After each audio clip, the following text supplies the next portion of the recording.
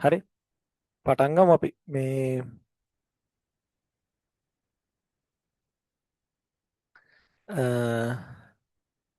Paper අංක 7නේ ප්‍රශ්න පත්‍ර අංක 7 පටන් ගන්න.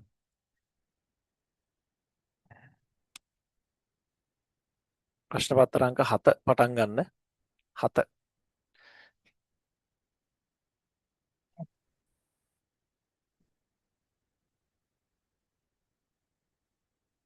7 පුතේ MCQ එකක් තියෙන MCQ 40ක් තියෙනවා කතා කරන්න අද. MCQ 40ක් තියෙනවා කතා කරන්න. හරිද? පළවෙනි MCQ එකේ නම් කතා කරගෙන යන්න. මිනිසාගේ සිරුරේ අඩංගු මූලද්‍රව්‍ය අතරින් ස්කන්ධය අනුව වැඩිම ප්‍රතිශතයක් ඇති මූලද්‍රව්‍ය වන්නේ. ස්කන්ධය අනුව වැඩිම ප්‍රතිශතයක් තියෙන මොනවාගේද කියලා අහනවා. දැන් අපි මේක කතා කරලා ඇති අනන්ත වාරයක්. ඒ හින්දා පුතේ දැන් දන්නවා. ඉතින් මම එකපාරම ලියලා දාන්නම්.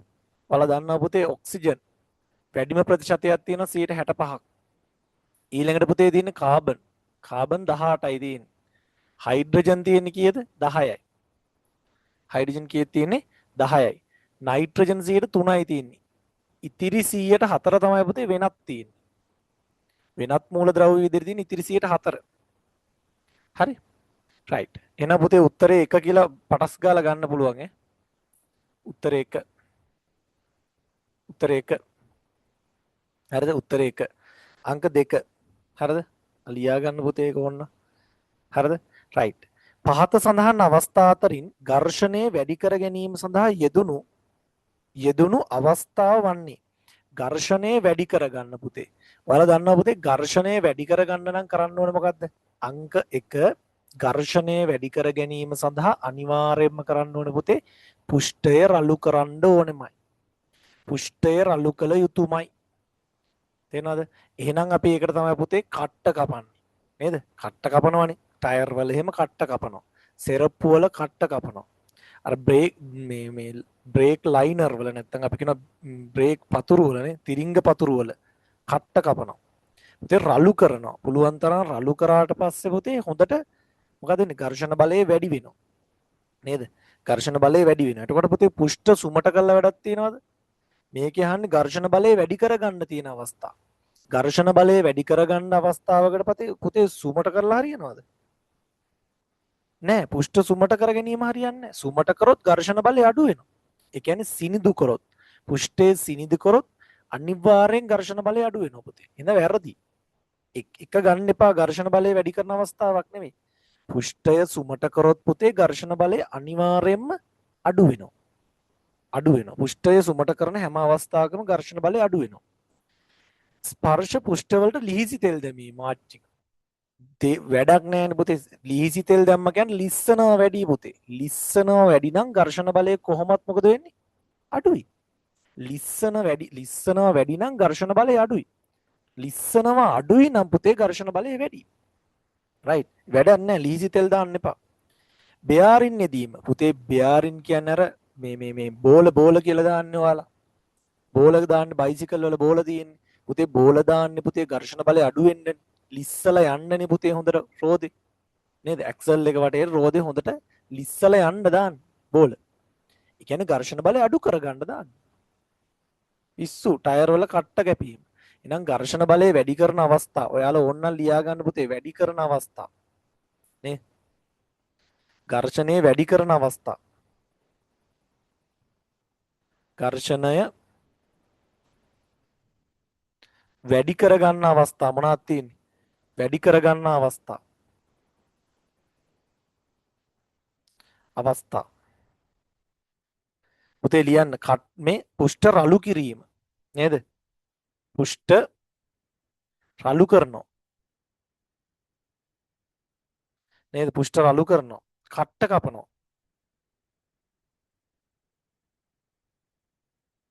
ඔයගේ ඒවා කරනවා. පුෂ්ඨ රළු කිරීම, කට්ට කැපීම වගේ කරනවා. පුතේ උත්තරේ කීයද? උත්තරේ ගන්න. උත්තරේ 4. උත්තරේ 4. උත්තරේ 4 ගන්න. හරි? රයිට්. ඊළඟට පුතේ නිශ්චලතාවයේ සිට ඒකාකාරී ප්‍රවේගයෙන් ගමන් කරන වස්තුවක්. පුතේ ඔන්න ඕ කතාවේදී මෙන්න මෙහෙම ප්‍රශ්නයක් එනවා. දැන් අංක 3 වෙනි එකනේ. අංක 3. පුතේ නිශ්චලතාවයේදී. ඔයා හිතන්න වස්තුවක් දැන් තියෙනවා පුතේ මේ වස්තුව පුතේ නිශ්චලතාවයෙන් ගමන් ආරම්භ කරන්නේ. ඒ කියන්නේ නිශ්චලතාවයෙන් කියන්නේ පුතේ ආරම්භක ප්‍රවේගය බිඳුවයි. ආරම්භක ප්‍රවේගයක් නෑ පුතේ. හැබැයි පුතේ මෙයා යම්කිසි ආකාරයකින් ගමන් කරලා අවසාන ප්‍රවේගයක් හැබැයි තියෙනවා. නේද? අවසාන ප්‍රවේගයක් තියෙනවා. නිශ්චලතාවයෙන් ගමන් ආරම්භ කරලා අහන්නේ පුතේ ඒකාකාරී ප්‍රවේගයෙන් ගමන් කරනවා කියලා නේ කියන්නේ. නිශ්චලතාවයෙන් ගමන් ආරම්භ කළ පුතේ ඒකාකාරී ප්‍රවේගයෙන් ගමන් කරනවා කියලා කියන්නේ. ඒකට විස්ථාපන කාල ප්‍රස්ථාරයක් අඳින්න කියන්නේ. එහෙනම් මේක ඕනේ. කෙලින්ම අඳින් පුතේ. මේ බලන්න. විස්ථාපන කාල. විස්ථාපනය x අක්ෂයට පුතේ y අක්ෂයට දානවා පුතේ මොකද්ද? කාලය. y අක්ෂයට දානවා පුතේ මොකද්ද? කාලය. වැරදුන වරුවා. y අක්ෂයට විස්ථාපනය x අක්ෂයට දානවා පුතේ කාලය. මේකේ ප්‍රශ්න ගොඩක් තියෙනවා පුතේ එකක්. හරිද? නිශ්චලතාවයේ යම් වේලාවක් තියෙනවද කියන එක කියලා නෑ පුතේ හරියට. නිශ්චලතාවයේ යම් වේලාවක් තියෙනවා කියලා කිව්වොත් එහෙම වැඩේ ගොඩ දාගන්න තිබ්බා. නිශ්චලතාවයේ යම් වේලාවක් තිබ්බොත් පුතේ ඔන්න කාලයේ බිඳුවේදී පුතේ නිශ්චලතාවයේ යම් වේලාවක් තිබ්බොත් ඔන්න ඔහම එන්න ඕනේ ටිකක් වෙලා. මේ නිශ්චලතාවයේ යම් වේලාවක් තියෙනවා. තිබිලා පුතේ ඒකාකාරී ප්‍රවේගයෙන් වැඩි වෙනවා නම් ඔන්න ඔහම යන්න ඕනේ. ඇත්ත කතාව. හරිද? ඇත්ත කතාව. එහෙම නියන්න වෙන්නේ නිශ්චලතාවයේ යම් වේලාවක් තිබිලා තියෙනවා. හරිද? තේරෙනවද? නිශ්චලතාවයේ යම් වේලාවක් තිබිලා තියෙනවා. මේක කියන්නේ නිශ්චලතාවයේ සිට කියලා කිව්වොත් එහෙම මේ නිශ්චලතාවයේ යම් වේලාවක් තියෙනවා. හැබැයි පුතේ නිශ්චලතාවයේ සිට කියලා ගත්තාන් පස්සේ දැන් මේ ප්‍රශ්නේ හැටියට නම් ගන්න වෙන්නේ පුතේ නිකම්ම යම් වේලාවක් කතාවක් නැහැ. යම් වේලාවක් නැති හින්දා පුතේ මෙහෙම කෙලින්ම ගන්න. පුතේ කාලයත් එක්ක හොඳට මතක තියාගන්න මේ බලන්න පුතේ කාලය වැඩි වෙනකොට පුතේ ඒකාකාරීව විස්ථාපනය වැඩි වෙනවා මේ එකම ආකාරයකින් විස්ථාපනය වැඩි වෙනවා. කාලය වැඩි වෙනකොට දරුවෝ එකම විදිහකට විස්ථාපනය වැඩි වෙනවා නම් දරුවෝ අපි ඒකට කියනවා මොකද්ද? ඒකාකාරී ප්‍රවේගයක් කියලා. මොකද්ද මේකට කියන්නේ පුතේ? ඒකාකාරී ප්‍රවේගයක්. නේද? එහෙනම් මේ ඒකාකාරී ප්‍රවේගයක්. එහෙනම් මේක තමයි උත්තරේ ගන්න වෙන්නේ පුතේ 1. මේක ගන්න එපා. යම් වේලාවක් තිබ්බොත් නිශ්චලතාවයේ යම් වේලාවක් තිබ්බොත් පුතේ මේක ගන්න වෙනවා. යම් විස්ථාපනයක නිශ්චලතාවයේ යම් වේලාවක් තිබ්බොත් ආරම්භක ස්ථානයේම තිබ්බොත් පුතේ මෙන්න මෙහෙම චුට්ටක් ගිහිල්ලා මෙහෙම ගහන්න වෙනවා. ඒකින්ද හරි මේක පුතේ මේක. හරිද? මේක ගන්න එපා. මම නිකන් කිව්වේ. නිශ්චලතාවයේ පුතේ මතක තියාගන්න නිශ්චලතාවයෙන් ගමන් ආරම්භ කරනවා නම් නිශ්චලතාවය නම් විස්ථාපනයේ කාලය. මෙන්න මෙහෙම ගන්න වෙන්නේ. කාලයත් එක්ක පුතේ එකම විදිහකට මොකද්ද වැඩි වෙන්නේ? කාලයත් එක්ක පුතේ එකම විදිහට විස්ථාපනය වැඩි වෙනවා මේ. කාලයත් එක්ක එකම විදිහට විස්ථාපනය වැඩි වෙනවා. හරි? හරි. දැන් බලන්න පුතේ කාලයත් එක්ක එකම විදිහට විස්ථාපනය වැඩි වෙනවා නම් අපි ඒකට කියනවා ඒකාකාරී ප්‍රවේගයක් කියලා. ඒකාකාරී ප්‍රවේගයක්. උත්තරේ 1 ගන්න වෙන්නේ. උත්තරේ 1. හරි. අංක 4. අංක 4 වෙනි ප්‍රශ්නෙට එන්න. උභයගුණී ඔක්සයිඩයක් වන මූලද්‍රව්‍ය. පුතේ මෙහෙම හිතන්නකෝ පුතේ. උභයගුණී ඔක්සයිඩ. ඔක්කොම කලින් ඒකනේ දැනගන්න ඕනේ. උභයගුණී ඔක්සයිඩ මොනවද තියෙන්නේ කියලා. අපිට ආවර්තතාව වගුවේ තියෙන උභයගුණී ඔක්සයිඩ දෙකයි පුතේ. එකක් තමයි මෙන්න මේ ඉන්න බේරියම් ඔක්සයිඩ්. අනිත් එක්කන පුතේ ඇලුමිනියම් ඔක්සයිඩ්.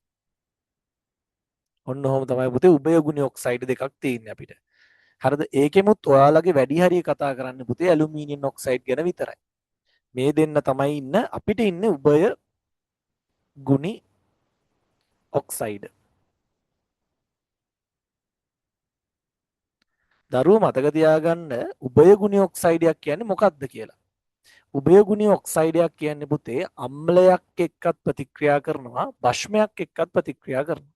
උභය ගුණි ලෝහ කියන්නේ ඒකටයි පුතේ. උභය ගුණි ලෝහයක් කියන්නේ අම්ල එක්කත් ප්‍රතික්‍රියා කරනවා පුතේ භෂ්ම එක්කත් ප්‍රතික්‍රියා කරනවා. අම්ල භෂ්ම දෙකත් එක්කම ප්‍රතික්‍රියා කරනවා නම් එයාට කියනවා පුතේ උභය ගුණි ඔක්සයිඩයක් කියලා. තව එකක් පුතේ මතක තියාගන්න ඕක කතාව. දැන් අපි තුන්වන ආවර්තය ගත්තොත් ඔයාලට ගොඩක් වෙලාවට තියෙන තුන්වන ආවර්තයනේ පුතේ. තුන්වන ආවර්තය ගත්තොත් දරුවෝ තියෙන්නේ කවුද ඔක්සයිඩ් ටික? සෝඩියම් ඔක්සයිඩ් තියෙනවා. හරිද? අනිත් එක්කෙනා පුතේ මැග්නීසියම් ඔක්සයිඩ් තියෙනවා. නේද? අනිත් එක්කෙනා පුතේ ඇලුමිනියම් ඔක්සයිඩ් තියෙනවා. නේද? ඇලුමිනියම් ඔක්සයිඩ් තියෙනවා. හරි. ඊළඟට ඉන්නවා පුතේ කවුද? ඊළඟට ඉන්නවා ඇලුමිනියම් ඔක්සයිඩ් ඉන්නවා. මේ සිලිකන් ඩයොක්සයිඩ් ඉන්නවා. නේද? සිලිකන් ඩයොක්සයිඩ් ඉන්නවා. ඊළඟට ඉන්නවා ෆොස්ෆරස් නේ. ෆොස්ෆරස් ඔක්සයිඩ් ඉන්නවා. හරිද? ඊට පස්සේ ඉන්නවා සල්ෆර් ඩයොක්සයිඩ් ඉන්නවා. ට්‍රයොක්සයිඩ් ඉන්නත් පුළුවන් ඈ. හරිද? ඊළඟට පුතේ ක්ලෝරීන් වල ඔක්සයිඩ් ඉන්නවා. ඕ ටිකනේ ඉන්නේ පුතේ අපිට. හරිද? එතකොට ගත්තොත් පුතේ මේගොල්ලා ඔයා දන්නවා පුතේ මේ දෙන්නම මේ සෝඩියම් කියන කෙනා හොඳට මතක තියාගන්න. සෝඩියම්, මැග්නීසියම්, ඇලුමිනියම් කියන පුතේ උභයගුණි ලෝහයක්. මේ දෙන්නම ලෝහ පුතේ. මෙන්න මේ ටික අලෝහ. නේද? මේ ටික අලෝහ. අලෝහ සාධන ඔක්සයිඩ් අනිවාර්යෙන් පුතේ ආම්ලිකයි. ඒ කියන්නේ දරුවෝ මෙන්න මේ හදන සෙට් එකම පුතේ ආම්ලිකයි. ආම්ලිකයි. ආම්ලික. හරි. මේ හදන සෙට් එකම පුතේ මොකද්ද? එනම් මේ ලෝහ හදන ඔක්සයිඩ් භාෂ්මිකයි. භාෂ්මික. මතක තියාගන්න. මෙයා උභයගුණි. උභයගුණි. හරිද? රයිට්. ඔක්කොම සෙට් එක පිටින්ම ඔන්න හරි. එතකොට දරුවන්ට තේරෙනවා මොකද්ද කතාව කියලා. සෝඩියම් නේද? Magnesium, aluminium, silicon, phosphorus, sulphur, chlorine හදන ඔක්සයිඩ් ටික මං කිව්වේ. ඒකෙදි පුතේ මේ දෙන්න අනිවාර්යෙන් උභයගුණි. මේ ටික පුතේ මොකද්ද වෙන්නේ? මේ ටික මේ අලෝහ හදන ඔක්සයිඩ්. අලෝහ හදන ඔක්සයිඩ් මොකද්ද? ආම්ලිකයි. මෙයා පුතේ උභයගුණි. හරි? හරි. ඕනේ ඒවා ලියා ගන්න පුතේ. ඒකට දැන් ඔයා දන්නවා පුතේ එහෙනම් ඇලුමිනියම් හදන ඔක්සයිඩ් එක තමයි පුතේ උභයගුණි. ඔතන තියෙන්නේ නම් උභයගුණි ඔක්සයිඩ් ඇලුමිනියම් උත්තරේ 2. උත්තරේ 2 පුතේ. උත්තරේ 2. උත්තරේ 2.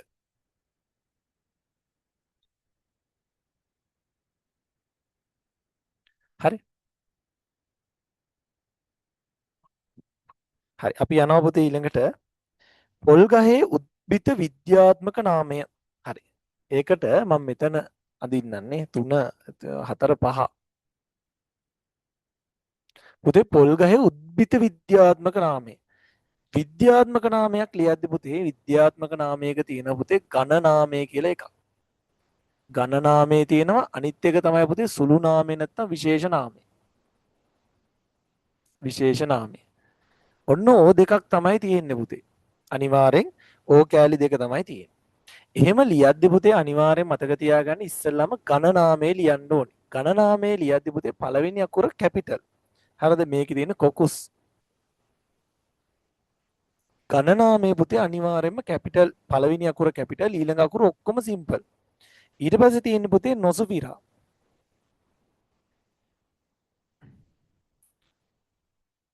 හරිද? එතකොට ලියද්දි පුතේ මතක තියාගන්න ඕනේ ඝන නාමයයි විශේෂ නාමයයි වෙන වෙනම ලියන්න ඕනේ පුතේ. ඝන නාමයයි විශේෂ නාමයයි පුතේ වෙන වෙනම ලියන්න ඕනේ. අංක 1 මතක තියාගන්න. දෙවෙනි එක තමයි පළවෙනි අකුර කැපිටල් ඉතුරු ඔක්කොම අකුරු ටික සිම්පල්. ඔන්න මතක තියාගන්න. පළවෙනි අකුර කැපිටල් අනිත් සියලුම අකුරු සිම්පල්. එකත් මතකයිනේ. ඊට පස්සේ ඔයා මතක තියාගන්න අතෙන් ලිව්වොත් පුතේ ඝන නාමයේ යටිමුත් ඉරක් ගහන්න ඕනේ. විශේෂ නාමයේ යටිමුත් ඉරක් ගහන්න ඕනේ. ඉරි දෙකක් කොහොම ගහන්න ඕනේ? අපි ලියන අකුරු වලින් ලිව්වොත් එහෙම. හරිද? එහෙම නැතු වුණොත් පුතේ මුද්‍රිත අකුරු නම් අනිවාර්යෙන් පුතේ ඇල කරලා ලියන්න ඕනේ මෙන්න මෙහෙම. ඇල කරලා ලියවෙන්න ඕනේ. ඇල කරලා ලියන්න ඕනේ. එතකොට පුතේ ඉරි ගහන්නේ නැහැ. දැන් මේක මුද්‍රිත අකුරු. ඔයාලට පේනවනේ පුතේ මේ ටියුට් එක ගහලා දෙන්න පුතේ මුද්‍රිත අකුරුනේ. මුද්‍රිත අකුරු ගහලා තිබ්බොත් අනිවාර්යෙන් උත්තර එන්නේ කීයද? 4. 4. ලියන අකුරු තිබ්බොත් එහෙනම් අනිවාර්යෙන්ම කවුද එන්නේ? ලියන අකුරු තිබ්බොත් පුතේ ඉරි ගහලා තියෙන්න ඕනේ. තේරෙනවද? ලියන අකුරු තිබ්බොත් අනිවාර්යෙන් ඉරි ගහලා තියෙන්නම ඕනේ. හරි? රයිට්. එහෙනම් උත්තරේ 4 එන්නේ. පොල් ගසේ උද්භිත විද්‍යාත්මක නාමය මම ආයෙත් කියනවා ඝන නාමයයි සුළු නාමය නැත්නම් ඝන නාමය විශේෂ නාමය කියලා දෙකක් තියෙනවා. ඒ දෙක පුතේ වෙන ඒ කියන්නේ වෙන් කරලා ලියන්න ඕන. ගණනාමයේ පළවෙනි අකුර පමණයි පුතේ කැපිටල් අකුරෙන් ලියන්න. ගණනාමයේ පළවෙනි අකුර පමණයි පුතේ කැපිටල් අකුරෙන් ලියන්න. අනිත් අකුරු සියල්ලම පුතේ සිම්පල් වලින් ලියන්න. ගණනාමයේ පළවෙනි අකුර පමණයි කැපිටල් වලින් ලියන්නේ. ඉතුරු අකුරු සියල්ලම පුතේ සිම්පල් වලින් ලියන්න. තේරුණාද?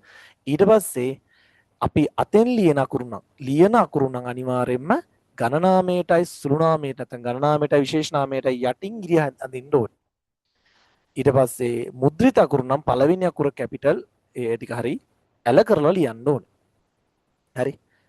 මලබද්ධය වළක්වා ගැනීමට හේතු වන පොලිසැකරයිඩය වන්නේ අපෝ අනන්තවත් කියා දීලා තියෙනවා පුතේ. ඒක නම් 6 වෙනි එකට පුතේ උත්තරය ආයි ලියන්න දෙයක්වත් නැහැ. හැමදාම ලියනවනේ. 6 වෙනි එකට දන්නවා පුතේ මලබද්ධය වළක්වා ගැනීම සඳහා.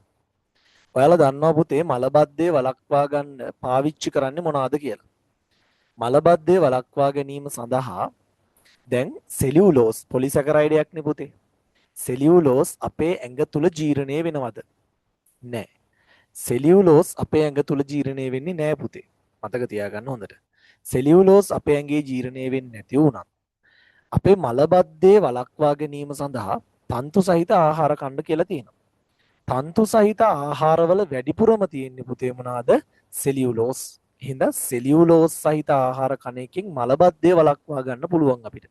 වැඩේ තේරුණානේ. රයිට්. එහෙනම් උත්තරේ එන්නේ මොකද්ද පුතේ? උත්තරේ සෙලියුලෝස් 6 වෙනි එකට එන්නේ සෙලියුලෝස්. සෙලියුලෝස් උත්තරේ පුතේ 2. හරි පුතේ. දැන් අනිත් ඒවාත් පොඩ්ඩක් ලයින් එකේ බලා ගන්න පුතේ. දැන් මලබද්ධය වළක්වා ගන්නනේ සෙලියුලෝස් වැදගත් වෙන්නේ. ඒ කියන්නේ සෙලියුලෝස් කන්න ඕනේ අපි මලබද්ධය වළක්වා ගැනීමට තමයි. අනිත් එක සෙලියුලෝස් වැඩිපුර තියෙන්නේ කොහෙද? ශාක සෛල බිත්තියේ තියෙන්නේ. ශාක සෛල බිත්තිය ඇදලා තියෙන්නේ පුතේ සෙලියුලෝස්. ඒ හින්දා පුතේ වැඩි හරිය ප්‍රමාණයක්. හරිද? පෘථුවියේ වැඩිම බහුලම සංයෝගය වෙන්නේ පුතේ සෙලියුලෝස්. තේරෙනවද? ඒ පුතේ ශාකවල සෛල බිත්තිය හදන්නේ පුතේ සෙලියුලෝස් වලින්. අනිත් එක පිෂ්ඨය. පිෂ්ඨය කියන්නේ පුතේ ශාකයක සංචිත ආහාරය. ඒ කියන්නේ ශාකයක සංචිත කරන ආහාරය පුතේ මොනවාද? පිෂ්ඨය. සංචිත ආහාරය පිෂ්ඨය. මිනිසගේ සංචිත ආහාරය මොනවාද? ග්ලයිකෝජන්. හරිද? ග්ලයිකෝජන්. හරි. 7 පුතේ එනවා කතාව. ලූණු සිවියක් සෛල. ලූණු සිවියක සෛල. ආලෝක අන්වීක්ෂයෙන් නිරීක්ෂණය කිරීමට කදාවක් පිළියෙල කර ගැනීම නිවැරදිව තෝරන්න කියලා කියනවා පුතේ. රයිට්. අපි එමු 7 වෙනි ප්‍රශ්නෙට පුතේ. 7 ගත්ත ගමන් ඔයාලට දැන් තේරෙනවා පුතේ ප්‍රශ්නේ මොකක්ද කියන එක. 7 වෙනි ප්‍රශ්නේ කියන්නේ පුතේ පිළිවෙලට ලූණු සිවියක් අධ්‍යයනය කරන හැටි ලියන්න කියලා කියන්නේ. පිළිවෙලට ලූණු සිවියක් අධ්‍යයනය කරන හැටි කියන්න කියලා තියෙනවා. එතකොට පුතේ වීදුරු කදාව මත ජල බිඳුවක් දැමීම. හරිද? අපි ඔක්කොම කියවගෙන යමු. පින්සලක් ආධාරයෙන් ලූණු සිවියක් ජල බිඳුව මත තැබීම. වායු බුබුලු නොරදෙනසේ වැසුම් පෙත්තෙන් වැසීම. ලූණු ගෙඩියේ මාංශල කොටසකින් සිවියක් ලබාගෙන ජලයේ සහිත ඔරලෝසු තැටි දෙමි. පුතේ කතාවේ 4 වෙනි එක නේද පුතේ එකටම කරන්න ඕන ලූණු ගෙඩියක් ගන්න එපායිනේ දරුවෝ. ලූණු ගෙඩියක් අරගෙන ලූණු අර එක ලූණු පත්‍රයක් අරගෙන ඒක ඇතුලේ තියෙන සිවිය හිමීට ගලවලා ගන්නවා. ඉතුරු ඒකනේ කරන්න පුතේ එක පත්‍රයක් අරගෙන ඒ පත්‍රය ඇතුලේ තියෙන සිවිය හිමීට ගලවලා ගන්නවා. හිමීට ගලවලා ගන්නවා. අරගෙන පුතේ ඒක වතුර සහිත වීදුරු කියන්නේ වීදුරු මේ මොකක්ද මේ ඔරලෝසු තැටියකට තියෙනවා. ඒක තමයි පළවෙනියටම කරන්නේ. එහෙනම් පළවෙනි කතාව පුතේ D. එහෙනම් D එකට එන්නේ උත්තර 2යි 3යි 4යි. ඒ දෙක තමයි එන්න ඕනේ. ඒ කියන්නේ ඉස්සෙල්ලම ලූණු සිවිය ගලවලා ඔරලෝසු තැටියට තියාගන්න ඕනේ. හරිද? ජලයේ සහිත ඔරලෝසු තැටියක තියන්න ඕනේ. ඊට පස්සේ පුතේ අනිවාර්යෙන් කදාවක් අරගෙන පුතේ හොඳට මතක තියාගන්න. කදාවක් අරගෙන වීදුරු කදාවක් අරගෙන ඒකට ජල බිඳුවක් දාගන්න ඕනේ. හරිද? මේ වීදුරු කදාව මත ජල බිඳුවක් දැමීම කරන්න ඕනේ ඊළඟට. හරිද? ඊළඟට ඒ කියන්නේ පුතේ අනිවාර්යෙන් ඒ ඊළඟට එනවා එන උත්තරේ 3 ඇවිල්ලා ඉවරයි. පින්සලක් ආධාරයෙන් ලූණු සිවිය ජල බිඳුව මත තැබීම. දැන් බලන්න අර නිකම්ම ඔලුවට ඇවිල්ලා තියෙනවා. ඇයි? ජල බිඳුවක් කලින් දාලා තිබ්බොන්නේ පුතේ පින්සල ආධාරයෙන් ඒක උඩ තියන්න තියෙන්නේ. ඒකට අනිවාර්යෙන් කියවද්දිම තේරෙනවා ඒට පස්සේ තමයි පුතේ B එන්නේ කියලා. අන්තිමට පුතේ වායු බුළු නොරදෙන විදියට පුතේ හිමීට කදාව මත කියන්නේ මෙහෙම තියලා හිමීට ඔන්නෝම අතාරින්න. එතකොට පුතේ ගානට වායු බුළු එන්නේ නැති වෙන්න වැසුම් පෙත්තෙන් වහ ගන්නවා. එහෙම ගත්තොත් පුතේ උත්තරේ 3 එන්නේ. අය කතා කරන්න දෙයක් නැහැ මම. ලියන්න දෙයක්වත් නැහැ. හරිද? පියවරය විදිහට ගත්තොත් පළවෙනියටම D D ඊට පස්සේ පුතේ A A ඊට පස්සේ පුතේ C නෑ B B ඊට පස්සේ පුතේ B ඊට පස්සේ පුතේ මොකද්ද C. ඔහොම තමයි එන්නේ. 8 වෙනි ප්‍රශ්නෙට එන්නේ. 8 වෙනි ප්‍රශ්නේ. හරි. 8 කියන්නේ මොකද්ද කියලා බලන්න පුතේ. දැන් වස්තුවක් තියනවලු පුතේ මෙහෙම. ඔන්න වස්තුව. මේ වස්තුවේ මේ පැත්තට නිව්ටන් 20ක බලයක් දීලා තියෙනවලු. තව x බලයකුත් මේ පැත්තට දීලා තියෙනවලු. තේරෙනවද? තව x බලයකුත් දීලා තියෙනවලු. හරිද? ඕකනේ කතාව පුතේ. ඒ කියන්නේ x බලයකුත් දීලා තියෙනවා. මේ පැත්තට දීලා තියෙනවා පුතේ මොකද්ද? මේ පැත්තට නිව්ටන් 30ක් දීලා තියෙනවා පුතේ. නිව්ටන් 30ක්. හරි. ඉස්සලා මෙහෙම හිතන්නකෝ පුතේ. මේකේ සංප්‍රයුක්ත බලය හොයාගන්න ඉපෑනේ. නේද? සංප්‍රයුක්ත බලය එන්නේ පුතේ විරුද්ධව බල ක්‍රියා කරද්දී අනිවාර්යෙන් විරුද්ධව බල ක්‍රියා කරද්දී බලවල අන්තරයෙන් එන්නේ. අපි දන්නේ නැහැ වැඩි බලය කොතනද යන්නේ කියලා. හැබැයි පුතේ මතක තියාගන්න ඕන කාරණාවක් තියෙනවා. මෙහෙන් 20ක බලයකින් දීලා තියෙන්නේ පුතේ. මෙහෙන් 20ක බලයක් තමයි ඇදලා තියෙන්නේ. මෙහෙන් පුතේ කීයකද? නිව්ටන් 30ක බලයකින් ඇවිල්ලා තියෙනවා මේ පැත්තට x. හරිනේ. අහගෙන ඉන්න දැන් හොඳට. එහෙනම් මෙහෙමයි. අනිවාර්යෙන් මේ පැත්තට සංප්‍රයුක්ත බලය කීයකද? 20ක් එන්න නම් පුතේ අනිවාර්යෙන් මේ පැත්තට තමයි සංප්‍රයුක්ත බලය 20ක් වෙන්නම ඕනේ. මේ පැත්තට තමයි සංප්‍රයුක්ත බලය 20ක් වෙන්න ඕනේ. එහෙම නැතුම් බෑනේ පුතේ. ඒකට හේතුව මෙහෙ 30යිනේ. දැන් මෙහෙට නිකම්ම 20ක් ඇදලා තියෙනවනේ. මේ බලය ගැන හිතුවේ නැතත් දරුවෝ සංප්‍රයුක්ත බලය මෙහෙට කීයක් තියෙන්නේ? 10යි.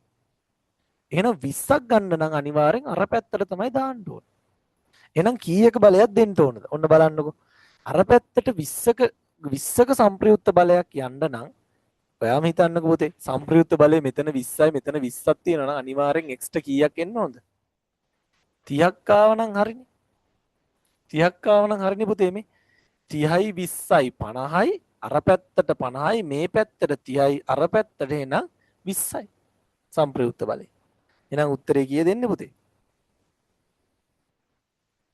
නෑ 24යි කියලා දීලා තියෙනවා. කමන්නේ. කමන්නේ. ඉතින් මේ පැත්තට දැන් 50 මේ පැත්ත හදන්නනේ තියෙන්නේ. මෙතන 24යි කියලා දීලා තියෙන පුතේ. මේ පැත්තට 24ක් නේ දීලා තියෙන්නේ. අර හෙට 24යි පුතේ. හරිද? අර පැත්තට 24යි 20ක් කරගන්න එපානේ. එහෙනම් මේ පැත්තේ කීයක් දෙන්න ඕනද? මෙතන 26ක් දෙන්න ඕන. ඔන්න බලන්නකෝ. 26ක් නිව්ටන් දුන්නොත් 26යි 24යි ඔක්කොම 50යි. හරිද? ඇයි පුතේ මේ බලන්නකෝ අර පැත්තට 20ක් එන්න නම් 30යි 20යි 50ක් අර පැත්තට තියෙන්න එපානේ. එහෙනම් 50ක් අර පැත්තට යන්න ඕනේ. එහෙනම් 50ක් හැදෙන්න නම් 26යි 24යි කීයද? 50යි. 50යි. 26ක් එන්න ඕනේ. හරිද? 26ක් එන්න ඕනේ. එහෙනම් අර පැත්තට 26යි. උත්තරේ කීයද පුතේ? 2. 2. දැන් ඔය හිතලා ගන්න පුළුවන් වෙන්න ඕනේ. හිතලා ගන්න පුළුවන් වෙන්න ඕනේ. මොකද මේ පැත්තෙන් පුතේ 30කින් අදිනවා මේ පැත්තට. මේ පැත්තෙන් පුතේ 30කින් අදින්නේ. මේ පැත්ත 30යි. අර පැත්තට පුතේ 24කින් අදිනවා. තව x බලයකුත් තියෙනවනේ. කොහොමත් සංප්‍රයුක්ත බලය අර හෙට 20ක් ක්‍රියා කරන්නත් ඕනේ. එහෙනම් පුතේ අර පැත්තට කීයක් යන්න ඕනද උපරිම? 50ක් යන්න ඕනේ. ඒකට 50න් 30ක් අඩු වුණාම පුතේ කීයද? 20යි. තේරෙනවද? හරි. ඊළඟට එන්න 9 වෙනි ගානට. 9. පරමාණු මවුලයක අඩංගු පරමාණු සංඛ්‍යා හිතන්නවත් එපා පුතේ. ඕනම රෙද්දක. හරිද? මතක තියාගන්න පරමාණු හරිද? පරමාණු මවුලයක් ගත්තොත් පරමාණු විතරන්නේ ඕන එකක්. පරමාණු ඕනම මවුලයක් ගත්තොත් ඒ ප්‍රභේදයෙන් පුතේ ඇවගාඩ්‍රෝ සංඛ්‍යාවක් තියෙනවා. එහෙනම් මෙතන නම් පුතේ පරමාණුම තියෙන ඇවගාඩ්‍රෝ සංඛ්‍යාවක් 6.02 වැඩි කිරීම 1023ක් තියෙනවා. පරමාණු. පුතේ ඔයා හිතන්නකෝ නම් අණු මවුලයක් ගත්ත කියලා කවුරු හරි. අණු මවුලයක් ගන්නවා. අණු මවුලයක් ගත්තොත් පුතේ කතා කරන්න දෙයක් නැහැ අණු ඇවගාඩ්‍රෝ සංඛ්‍යාවක් තියෙනවා. 6.02 වැඩි කිරීම 10.23ක් තියෙනවා. කවුද කියන්නේ නැත්තේ මොකද්ද? රෙදි මවුලයක් ගත්ත කියන්නකෝ. රෙදි මවුලයක් ගත්තොත් රෙදි ඇවගාඩ්‍රෝ සංඛ්‍යාවක් තියෙනවා. අවුරුත් කිය ඉන්න දෙයක් නෑ පුතේ ඒකට. රෙදි මවුලයක් ගත්තොත් පුතේ රෙදි ඇවගාඩ්‍රෝ සංඛ්‍යාවක් තියෙනවා. තේරෙනවද? එහෙනම් මතක තියාගන්න දරුවේ පරමාණු මවුලයක් ගත්තොත් පරමාණු ඇවගාඩ්‍රෝ සංඛ්‍යාවක් තියෙනවා. අණු මවුලයක් ගත්තොත් අණු ඇවගාඩ්‍රෝ සංඛ්‍යාවක් තියෙනවා. රෙදි මවුලයක් ගත්තොත් රෙදි ඇවගාඩ්‍රෝ සංඛ්‍යාවක් තියෙනවා. තේරෙනවද? එහෙනම් දරුවෝ උත්තරේ කීයද? මේක ඇත්නම් පුතේ පරමාණු මවුලයක් ගත්තොත් එහෙනම් පරමාණු ඇවගාඩ්‍රෝ සංඛ්‍යාවක් තියෙනවා. එහෙනම් උත්තරේ කීයද පුතේ? එකම තමයි. උත්තරේ පුතේ 1. උත්තරේ 1. ඔක ලියා ගන්න. හරි. 10 වෙනි ප්‍රශ්නේ.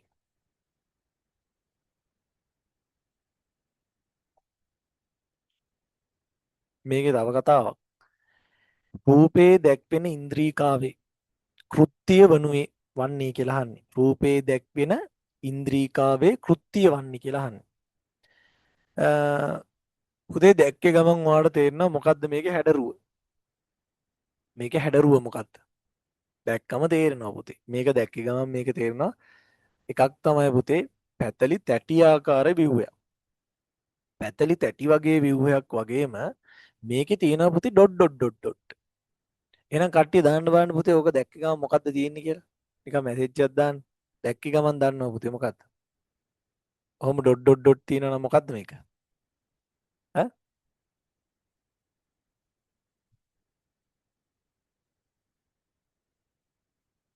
දැක්ක ගමන් දන්නවා පුතේ මොකද්ද මේ? රළු අන්තප්ලාස්මීය ජාලිකා.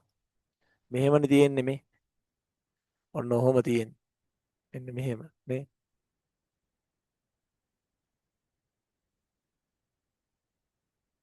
මේ ඔන්න ඔහොම තියෙන්නේ පුතේ. ඒකේ තියෙනවා මෙන්න මෙහෙම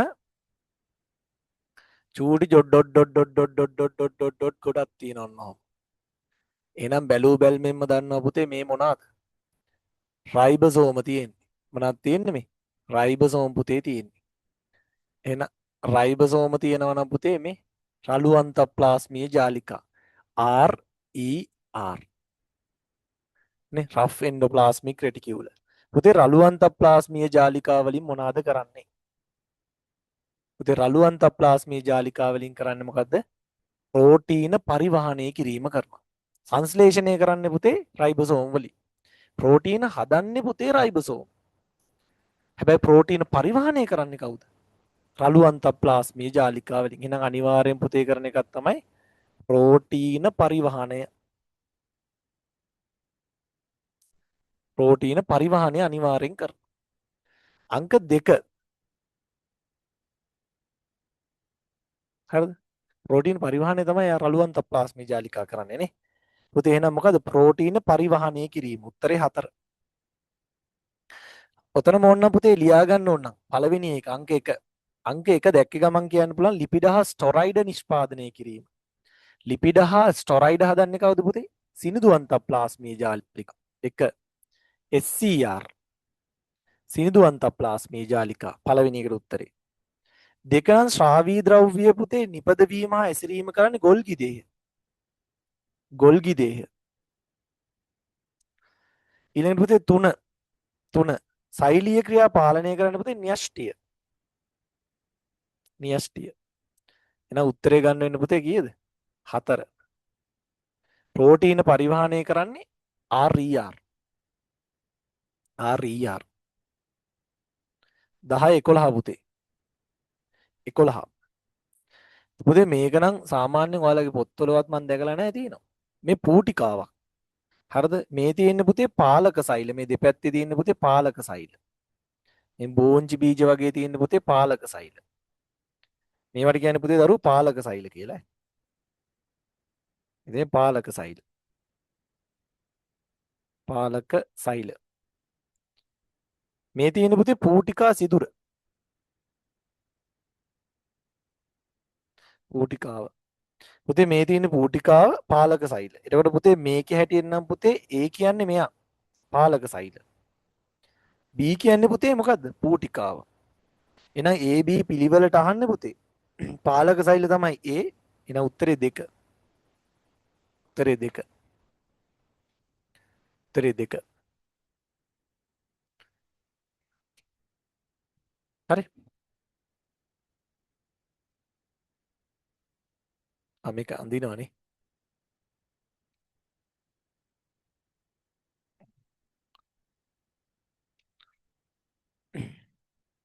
බෝඩ් එක ටිකක් දික් කරලා තියෙන.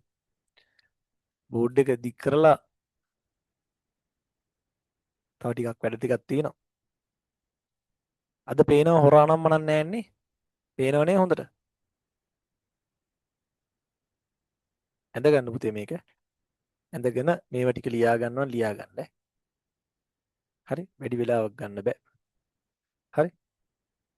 මේ ටික ලියා ගන්න.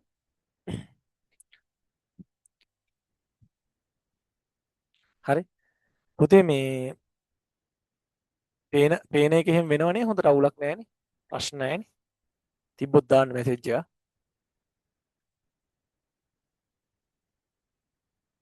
පුතේ මේ ලියා ගන්න බැරි වුණා නම් ලියා ගන්න වේගය වැඩි නම් කියන්නේ වේගය වැඩි නම් නෑ. මේ ලියා ගන්න එහෙම බැරි වුණා නම් පුතේ ටක් ගාලා මට කියන්න මැසේජ් එකක් දාලා හරි මයික් එක ඔන් කරලා ටක් ගාලා කියන්න. මෙතන ලියා ගන්න බැරි වුණා නම් මනම් කියලා. හරි. යනවා අපි 12 වෙනි ප්‍රශ්නෙට පුතේ. 12 වෙනි ප්‍රශ්නෙට. හරි. පුතේ 12 මොකද්ද කියන්නේ? ඩෙස් එකක් මත තියෙනවලු පුතේ මේකක්. හරිද? ඔයා දන්නවා පුතේ ඩෙස් එකක් මත මොකක් හරි වස්තුවක් තියෙනවනම්. ඔන්න ඔහොමනේ තියෙන්නේ පුතේ. මේ ඩෙස් එක මත තියෙද්දි මෙන්න මේ වස්තුවේ බර පුතේ පහළට ක්‍රියා කරනවා. ඒක දන්නවනේ පුතේ. දැන් බර පහළට ක්‍රියා කරනවා නම් පුතේ බර විතරක් පහළට ක්‍රියා කරොත් මේක දොඩාංගල පහළට යන්න ඕනේ. එහෙම යනවද? අපෝනේ. ඇයි? නිව්ටන්ගේ තුන්වෙනි නියමයට අනුව පුතේ මේකට සමාන ප්‍රතිවිරුද්ධ ප්‍රතික්‍රියාවක් පුතේ ඩෙස් එක මතින් උඩට ක්‍රියා කරනවා. අපි කියන එකට R. අභිලම්බ බලය කියලා. තේරෙනවද? එතකොට පුතේ මේ දෙක සමාන වෙන්න ඕනේ. සමාන වුනේ නැත්නම් පුතේ ඔක සමතුලිතව තියෙන්න බෑනේ. එහෙනම් අනිවාර්යෙන් පුතේ මේ බලන්න බල දෙකක් යටතේ වස්තුවක සමතුලිතතාව. උතන ක්‍රියා කරන්නේ ඒකනේ පුතේ. බල දෙකක් යටතේ වස්තුවක් සමතුලිත වෙන්න ඕනේ. නැත්නම් මේක ක්‍රියා කරන්නේ නැහැ හරියට. නේ? රයිට්. මේ බලන්න දරු අංක 1. බල දෙක බලන්න පුතේ බල දෙක ඒක රේඛීයයි. කිසි ප්‍රශ්නයක් නැහැ පුතේ බල දෙක ඒක රේඛීයයි. අනිවාර්යෙන් බල දෙක ඒක රේඛීය විය යුතුමයි. ඒකේ අවුලක් නැහැනේ. අය කියන්න දෙයක් නැහැ පුතේ බල දෙකක් යටතේ සමතුලිත වෙන්න නම් පද්ධතිය බල දෙක ඒක රේඛීය වෙන්න ඕනේ. එකම රේඛාවේ තියෙන්න ඕනේ. පුතේ එකම රේඛාවේ නැද්ද? තියෙනවා. හරිනේ. අය මොකුත් කියන්න එපා. අංක 2 පුතේ බල දෙක ප්‍රතිවිරුද්ධ වෙන්න ඕනේ. හරියටම හරි. බල දෙක එකක් පහළට අනිත් එක උඩට. බල දෙක ප්‍රතිවිරුද්ධයි. එකත් වැඩේ ගොඩ දැම්මා. අංක 3 පුතේ අර කියන්නා වගේ බල දෙක මොකක්ද වෙන්න ඕනේ? සමාන වෙන්න ඕනේ. නැත්තම් පද්ධතිය සමතුලිත නෑ පුතේ. බල දෙක අනිවාර්යෙන් මොකක්ද වෙන්න ඕනේ? බල දෙක සමාන වෙන්න ඕනේ. එහෙනම් බල දෙකක් යටතේ සමතුලිත වෙන්න නම් මොකක්ද වෙන්න ඕනේ? ඒක රේඛීය වෙන්න ඕනේ, සමාන වෙන්න ඕනේ, ප්‍රතිවිරුද්ධ වෙන්න ඕනේ. දරුවන්ට තේරෙනවා. එතකොට පුතේ මේකේ කතාවේදී හොඳට මතක තියාගන්න ඕනේ. හරිද? අහලා තියෙන්නේ මොකද්ද? අභිලම්බ ප්‍රතික්‍රියාව R. වස්තුවේ බර W ට සමාන වේ. හරියටම හරි. හැබැයි අහලා තියෙන කරුමෙට පුතේ මොකද්ද? සාවද්දිය. සාවද්දිය කියන්නේ පුතේ වැරදි. සාවද්දිය කියන්නේ පුතේ මොකද්ද? වැරදි. හරිද? වැරදි එක තමයි අහන්නේ. වැරදි එක තමයි පුතේ අහන්නේ. එක බලමු අපි. අභිලම්බ ප්‍රතික්‍රියාව හටගන්නේ මේස ලෑල්ල මගිනි. ඒකත් හරි. ඒකත් හරි. පුතේ අභිලම්බ ප්‍රතික්‍රියාව පුතේ පහළට තෙරපද්දි මේකෙන් උඩට මේසෙන් තමයි පුතේ උඩට බලයක් ඇති කරන්නේ. එඳ පුතේ හරි ඒක. අය කතා කරන්න දෙයක් නැහැ පුතේ. ඒක හරි. අංක 2. ඒක හරි ඈ. ඊළඟට එනවා. පෙට්ටියේ බර W යනු එය පෘථුවිය දෙසට ආකර්ෂණය කරන බලය. ඒකත් හරි පුතේ. බර කියන්නේ ඒකනේ පුතේ. පෘථුවියට ඇද ගන්නා වූ බලයනේ පුතේ. බර කියන්නේ. හරි. අභිලම්බ ප්‍රතික්‍රියාව මගින් වස්තුවේ පිහිටීම වෙනස් කරයි නෑ. එහෙම කරන්න බෑ. මොනවද ඒක? අභිලම්බ ප්‍රතික්‍රියාවෙන් කොහොමද වස්තුවේ පිහිටීම වෙනස් කරන්නේ? එක හරි දෙක හරි තුන හරි පුතේ හතර වැරදි. හතර වැරදි. කාරණා බර ගානක් කිව්ව පුතේ ලියා ගන්නවා නම් ලියා ගන්නව නෙවෙයි මතක තියා ගන්නවා. එකම ප්‍රශ්න බලහම හැමදාම දැන් අහහා ඉන්නවා. හරිද? දැන් ටික ටික අමාරු වෙන පේපර්ස් තියෙන්නේ ඉස්සරහට. හරි. මෙන්න බලන්නකෝ පුතේ. පහත පරමාණුවේ ව්‍යුහයේ දැක්වෙන මූලද්‍රව්‍ය මගින් සෑදීමට ඉඩ ඇති අයනීය ආරෝපණය. ඔන්න පුතේ න්‍යෂ්ටිය. මෙන්න පුතේ පළවෙනි ශක්ති මට්ටම. මෙන්න පුතේ දෙවෙනි ශක්ති මට්ටම. මෙන්න පුතේ තුන්වෙනි ශක්ති මට්ටමක් තියෙනවද? අනිම්පා තියෙනවා. මේන් දරුවෝ තුන්වෙනි ශක්ති මට්ටම. ඔන්න පළවෙනි ශක්ති මට්ටමේ තියෙන ඉලෙක්ට්‍රෝන දෙක. මේන් පළවෙනි ශක්ති මට්ටමේ තියෙන ඉලෙක්ට්‍රෝන දෙක. මේන් දෙවෙනි ශක්ති මට්ටමේ තියෙන පුතේ ඉලෙක්ට්‍රෝන 8. ඕක ගැන කතා කරද්දී අන්තිම ශක්ති මට්ටමේ එකයි දරුවෝ තියෙන්නේ. ඉතින් මූ හරි ආසයිනේ පුතේ ওই ඉලෙක්ට්‍රෝනේ අයින් කරන්න. ওই ඉලෙක්ට්‍රෝනේ අයින් කරන්න ඌ ආස නැද්ද? ඌ පට්ට ආසයි පුතේ. ඔය පට්ට ආසයි පුතේ මේ ඉලෙක්ට්‍රෝනේ අයින් කරලා අවසාන ශක්ති මට්ටම ස්ථායී කරගන්න.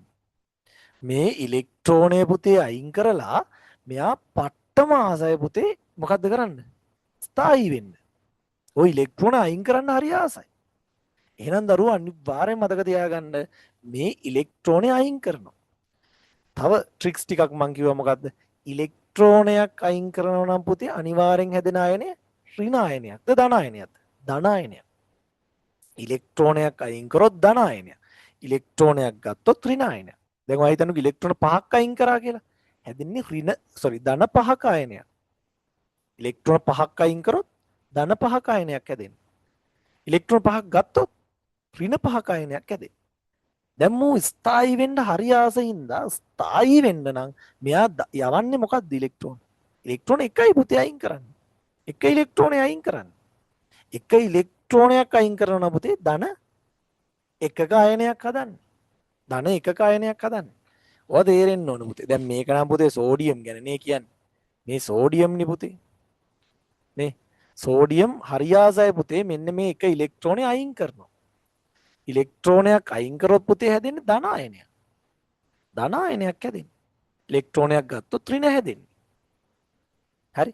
එහෙම ගත්තොත් පුතේ උත්තරේ 1. හැදෙන ආරෝපණය හැදීමට ඉඩ ඇති ආරෝපණය මොකක්ද කියලා අහන්නේ පුතේ? ධන එකක ආරෝපණයක් හැදෙන්නේ. උත්තරේ ගත්තොත් 1. උත්තරේ 1. බයිලා නැතුව වැඩේ තේරෙනවනේ. වැඩේ තේරෙනවා.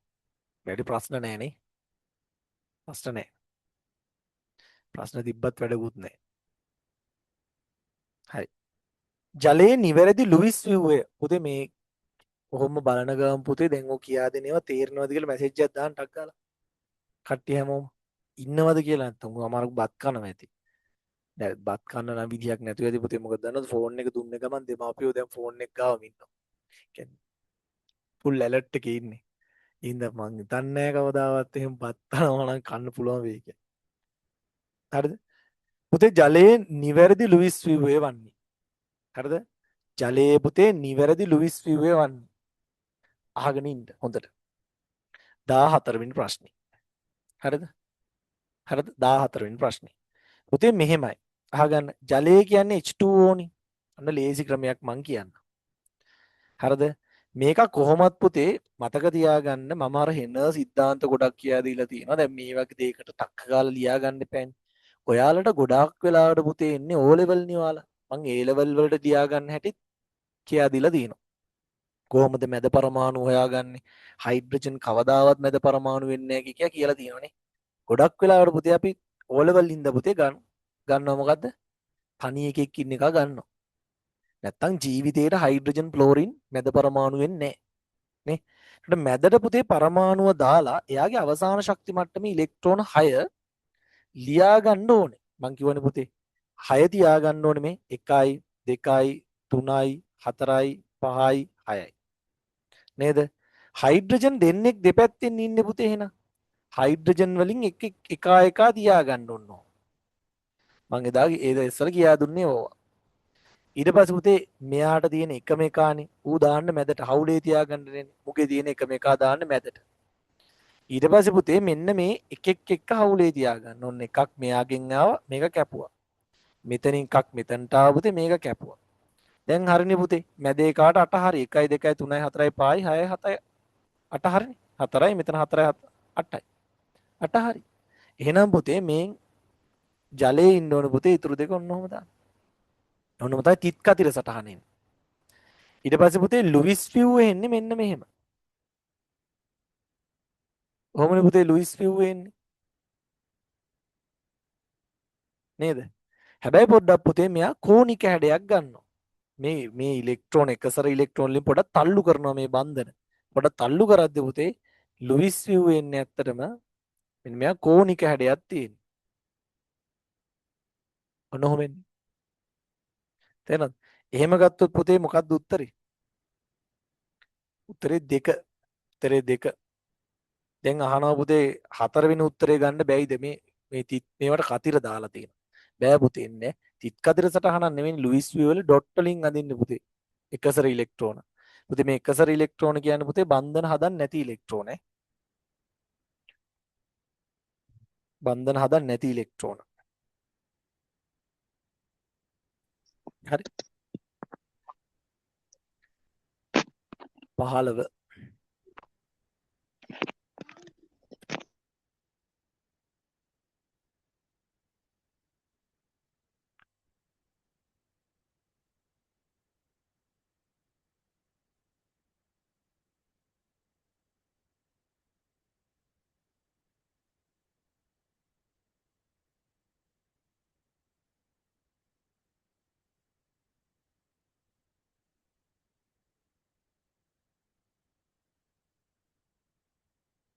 හරි. ඊළඟට 15 වෙනි ප්‍රශ්නේ. යම් වස්තුවක ත්වරණය හරිද නොවෙනස්ව පවතී. එවිට යම් රාශියක් ඒකාකාරීව වැඩි වේ. එම වැඩිවන රාශිය කුමක්ද පුතේ? යම් වස්තුවක ත්වරණය නොවන මේ ත්වරණය වෙන්නේ නැල්ලු පුතේ. ත්වරණය වෙන්නේ නැහැ කියන්නේ පුතේ මොකද්ද වෙන්නේ?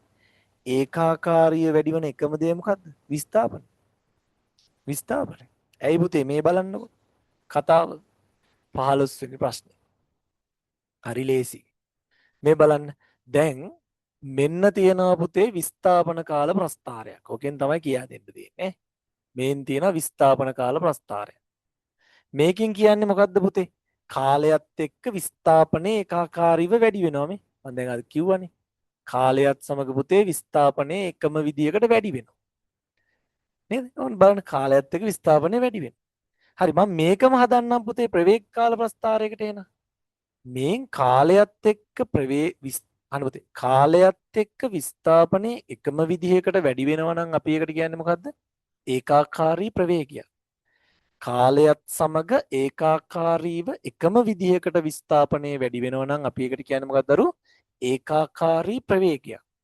මොකද්ද කියන්නේ? ඒකාකාරී ප්‍රවේගයක් කියලා කියන්නේ. හරි? ඒකාකාරී ප්‍රවේගයක් නම් පුතේ මේකේ තියෙන්නේ හොඳට මතක තියාගන්න. මේකේ ඒකාකාරී ප්‍රවේගයක් නම් තියෙන්නේ ප්‍රවේග කාල ප්‍රස්ථාරයක පුතේ ඕක අඳින්නේ කොහොමද? මෙහෙමනේ පුතේ. ඒකාකාරී ප්‍රවේගයක්. ඔව්. ඉතින් පුතේ මෙතන ත්වරණයක් නෑනේ ඒකාකාරී ප්‍රවේගයක.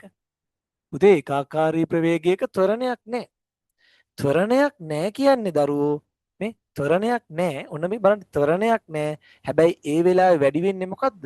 කාලයත් සමග ඒකාකාරීව විස්ථාපනය වැඩි වෙනවා. එහෙනම් මොකක්ද දරුවෝ වැඩි වෙන්නේ මේකේ? කාලයත් සමග විස්ථාපනය තමයි දරුවෝ වැඩි වෙන්නේ. යම් වස්තුවක ත්වරණය නොවෙනස්ව පවතින ත්වරණය බිඳුවයි නම් හොඳට මතක තියාගන්න. ත්වරණය බිඳුවයි නම් ඔයාලා උන ලියාගන්න. ත්වරණය බිඳුවයි නම් ප්‍රවේගය වෙනස් වෙන්නේ නැහැ දරුවෝ. ත්වරණය බිඳුවයි නම් ප්‍රවේගය වෙනස් වෙන්නේ නැහැ. ප්‍රවේගය වෙනස් වෙන්නේ නැහැ කියන්නේ මොකද්ද? ප්‍රවේගය වෙනස් වෙන්නේ නැහැ. ප්‍රවේගය ඒකාකාරී. ඒ කියන්නේ පුතේ ඒකාකාරී ප්‍රවේගයක් කියන්නේ පුතේ කාලයත් එක්ක පුතේ මොකද්ද වැඩි වෙන්නේ? විස්ථාපනය වැඩි වෙනවා. කාලයත් එක්ක පුතේ විස්ථාපනය වැඩි වෙනවා. හොඳට මතක තියාගන්න. කාලයත් එක්ක විස්ථාපනය වැඩි වෙනවා. එහෙනම් උත්තරේ පුතේ මොකද්ද? උත්තරේ ගන්න වෙන්නේ අපිට විස්ථාපනය වැඩි වේ. හරි? 16. මේකට පුතේ උත්තරේ 2 ඈ. මේකට උත්තරේ 2. හරි? මේකට උත්තරේ 2. ඊළඟට 16. සියලුම කාබෝහයිඩ්‍රේට ආහාර ජීර්ණයේ අන්තඵලය ලෙස සැලකෙන්නේ. ඕනම රෙද්දක් කාබෝහයිඩ්‍රේටයක් නම් පුතේ මොනෝසැකරයිඩ් වලින් ඉවර වෙන්න ඕන. ඕනම කාබෝහයිඩ්‍රේටයක් ජීර්ණය වුණාට පස්සේ පුතේ මොනවාද වෙන්න ඕනේ? මොනෝසැකරයිඩ්. හරිද? කාබෝහයිඩ්‍රේට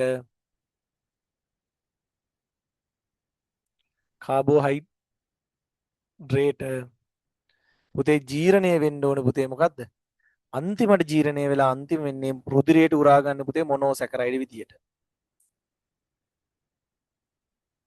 පුතේ මොනවද තියෙන අපිට මොනෝසැකරයිඩ්? තියෙන මොනෝසැකරයිඩ් ටික කියන්න බෑනේ. මොනවාද? ග්ලූකෝස්, ෆ්‍රුක්ටෝස්, ගැලැක්ටෝස්. ග්ලූකෝස් දෙක ෆ්‍රුක්ටෝස්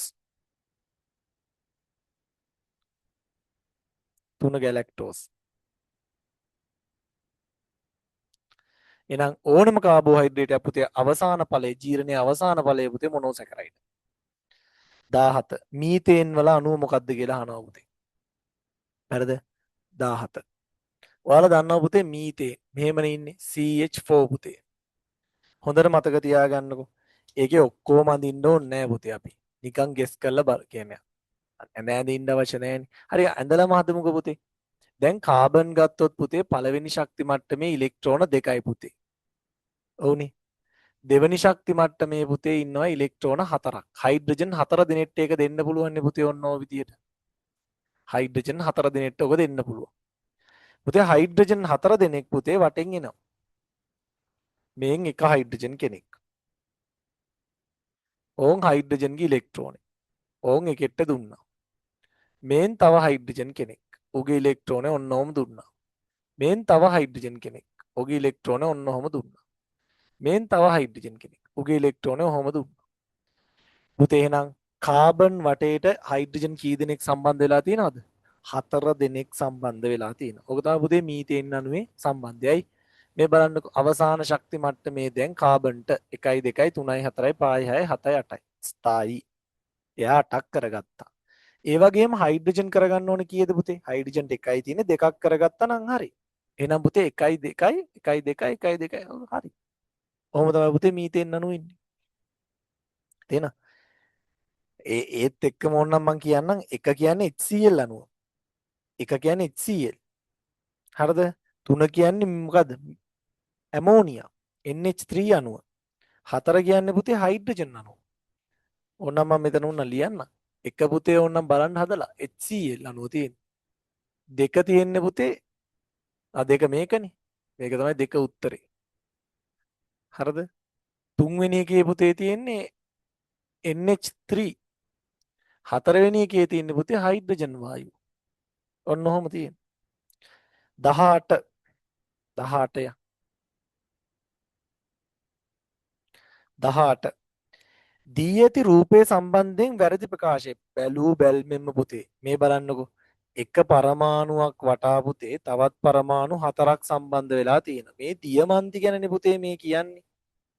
මේ දියමන්ති නෙමේ මෙහෙම තියෙන්නේ. මේ තියෙන්නේ පුතේ දියමන්ති. අය කවුරුත් ඔක කියන්න අවශ්‍යතාවයක් නැහැ. මේ දියමන්ති. මේ දියමන්තිනේ. එක කාබන් පරමාණුවක් වටා තවත් කාබන් පරමාණු 4ක් තියෙනවා. එක කාබන් පරමාණුවක් වටා තවත් කාබන් පරමාණු 4ක් තියෙනවා නම් දියමන්ති. දියමන්ති. තුනක් තියෙනවා නම් මිනිරන්. තුනක් තියෙනවා නම් පුතේ මිනිරන්. කාබන් වල බහුරූපී ආකාරය හරියටම හරි පුතේ. කාබන් වල බහුරූපී ආකාර තියෙනවා පුතේ ස්පටික බහුරූපී ආකාරයි අස්පටික බහුරූපී ආකාරයි. පුතේ කාබන් වල තියෙන ස්පටික බහුරූපී ආකාර බෙදෙනවා පුතේ මොනවාටද? දියමන්ති, මිනිරන්, ෆ්ලොරින් වලට. තේරෙනවද? එතකොට පුතේ අස්පටික කාබන් තමයි පුතේ ගල් අඟුරු, අලු, දැලි වගේ දේවල්. අස්පටික කාබන්. හරිද? එතකොට දියමන්ති ගත්තොත් පුතේ එක කාබන් පරමාණුවක් තවත් කාබන් පරමාණු 4ක් එක්ක සහසංජෝ බැඳිලා පරමාණු දැලිසක් හදලා තියෙනවා. පරමාණු දැලිසක් හදලා තියෙනවා. සහසංජෝ පරමාණු දැලිසක් හදලා තියෙනවා. මිනිරන් ගත්තොත් එහෙම එක කාබන් පරමාණුවක් තවත් කාබන් පරමාණු 3ක් එක්ක සහසංජෝ බැඳිලා හදලා තියෙනවා දැලිසක්. හරි? රයිට්. ෆ්ලොරින් නම් පුතේ කාබන් 60ක කාබන් 70 වගේ හදනවා. ඒ වගේ නම් ෆුට්බෝලයක් වගේ. ඒක ඔයාලට නැහැ. පරමාණුක දැලිසකි. හරියටම හරි. සෑම කාබන් පරමාණුවක්ම කාබන් පරමාණු වැරදිනේ පුතේ. දියමන්ති නම් අනිවාර්යෙන් පුතේ එක කාබන් පරමාණුවක් වටා දරුවෝ තවත් කාබන් පරමාණු කීයද? දියමන්ති නම් අනිවාර්යෙන් එක කාබන් පරමාණුවක් වටා තවත් කාබන් පරමාණු හතරක් එක්ක බැඳිලා තියෙනවා. එක කාබන් පරමාණුවක් තවත් කාබන් පරමාණු හතරක් සමග බැඳිලා තියෙනවා. මතක තියාගන්න. දෘඩ බවින් ඉහළයි. හරිද? දෘඩ බවින් ඉහළයි. අනිත් එක පුතේ දියමන්ති වලින් විද්‍යුතය සන්නායනය කරන්නේ නැහැ. හරිද? ශක්තිමත් බවින් වැඩි සෑහෙන්න. ඒ වගේම අධික වර්තනාංකයක් තියෙනවා. හරි. එහෙනම් උත්තරේ පුතේ ගන්න වෙන්නේ අපිට මොකද්ද? තුන වැරදි පුතේ. සෑම කාබන් පරමාණුවක්ම තවත් කාබන් පරමාණු කීයක් එක්ක සම්බන්ධ වෙලා තියෙන්නේ? හතරක් එක්කම සම්බන්ධ වෙලා තියෙනවා. ඒකින්ද පුතේ නිදහස් ඉලෙක්ට්‍රෝන මෙයාගේ නැහැ. හැබැයි මිනිරන් වල මොකද වෙලා තියෙන්නේ පුතේ? එක කාබන් පරමාණුවක් තවත් කාබන් පරමාණු තුනක් එක්ක සම්බන්ධ වෙලා තියෙනවා. එක කාබන් පරමාණුවක් තවත් කාබන් පරමාණු තුනක් එක්ක සම්බන්ධ වෙලා තියෙද්දි පුතේ එක ඉලෙක්ට්‍රෝනයක් ඉතුරු. එක ඉලෙක්ට්‍රෝනයක් ඉතුරුයි කියන්නේ පුතේ අනිවාර්යයෙන්ම නිදහස් ඉලෙක්ට්‍රෝන තියෙනවා. නිදහස් ඉලෙක්ට්‍රෝන තිබ්බොත් ඔළුව දන්නවා දැන් මොකද්ද? නිදහස් ඉලෙක්ට්‍රෝන තියෙනවා නම් අනිවාර්යයෙන්ම විද්‍යුතය සන්නායනය කරනවා. මතක තියාගන්න. හරි සරල දේවල්. හරි. 18 වෙනි ප්‍රශ්නෙට ඉවරයි. හරි. 18ට යනකම් ඉවරයි පුතේ. අපි 19 එනවා.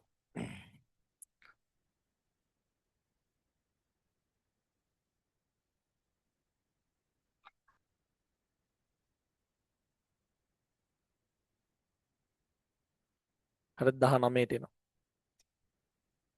මොකක්ද කියන්නේ කියලා බලමු පුතේ. බල යුග්මයක් සම්බන්ධයෙන් අසත්‍ය ප්‍රකාශය.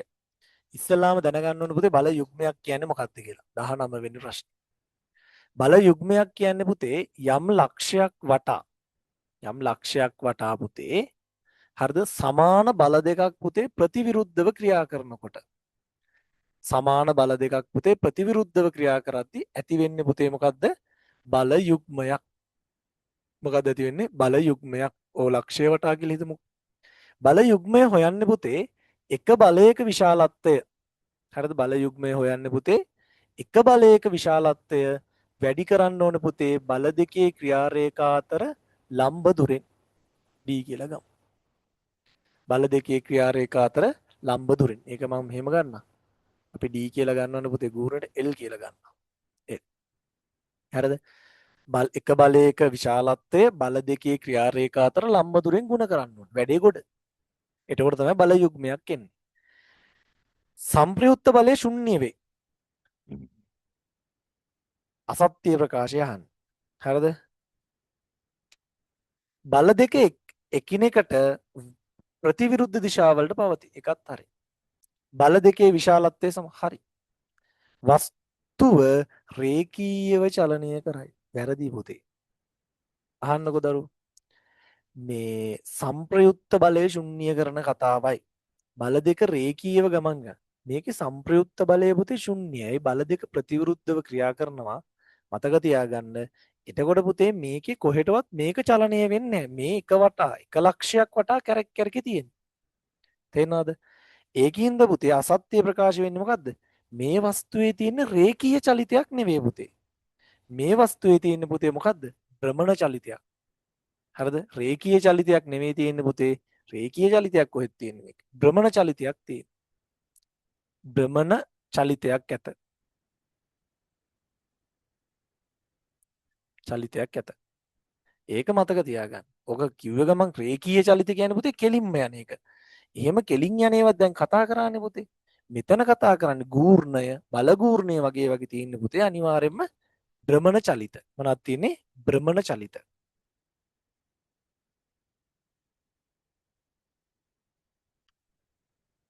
භ්‍රමණ චලිත. 20. සමාන්තර නොවන බල තුනක් යටතේ වස්තුවක සමතුලිතතාව පෙන්වන්නේ අයියෝ. පුතේ මේ අහන්න.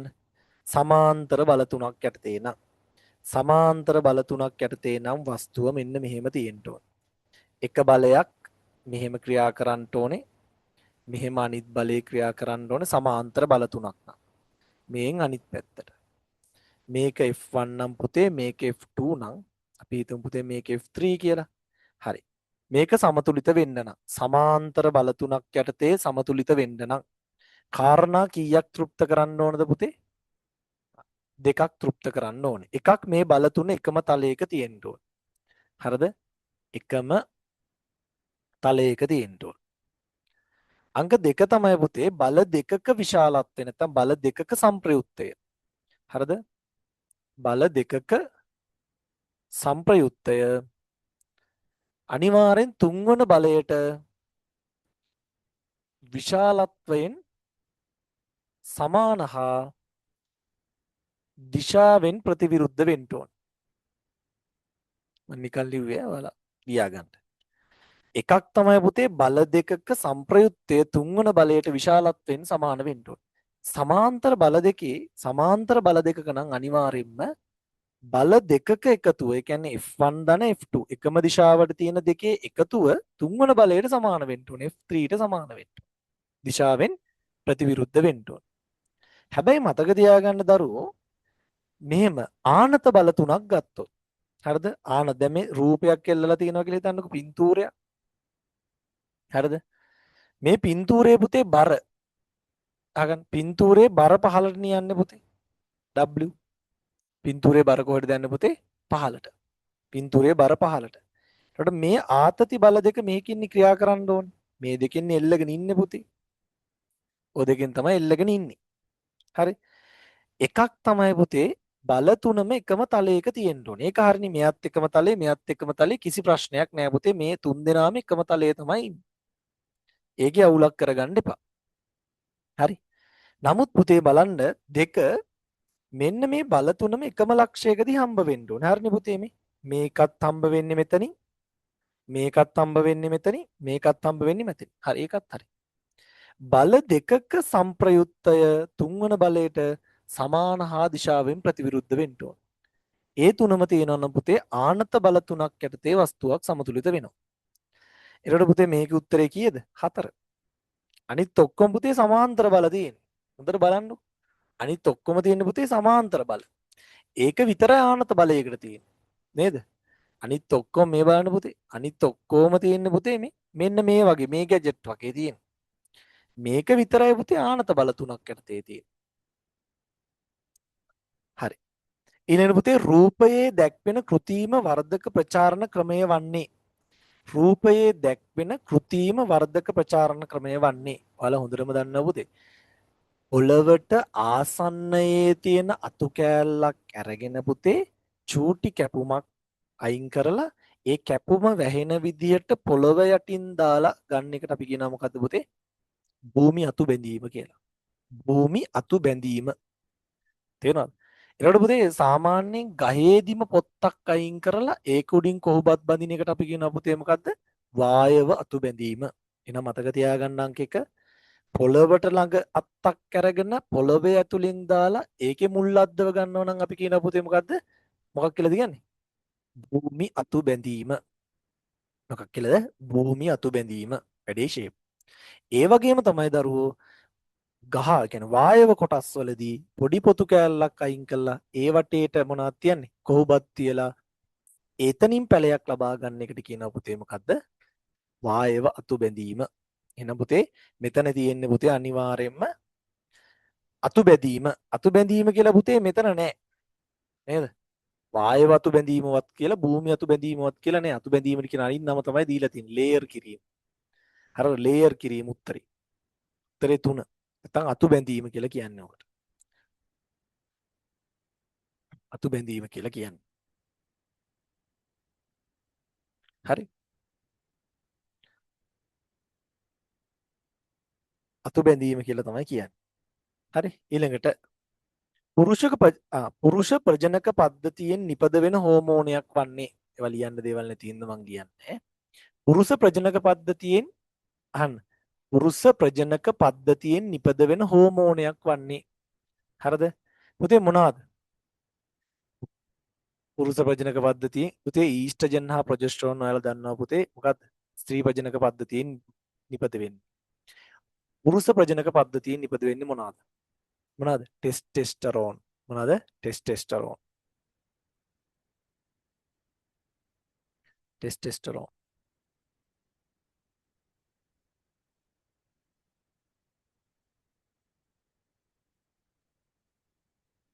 හරි. ටෙස්ටෙස්ටරෝන්.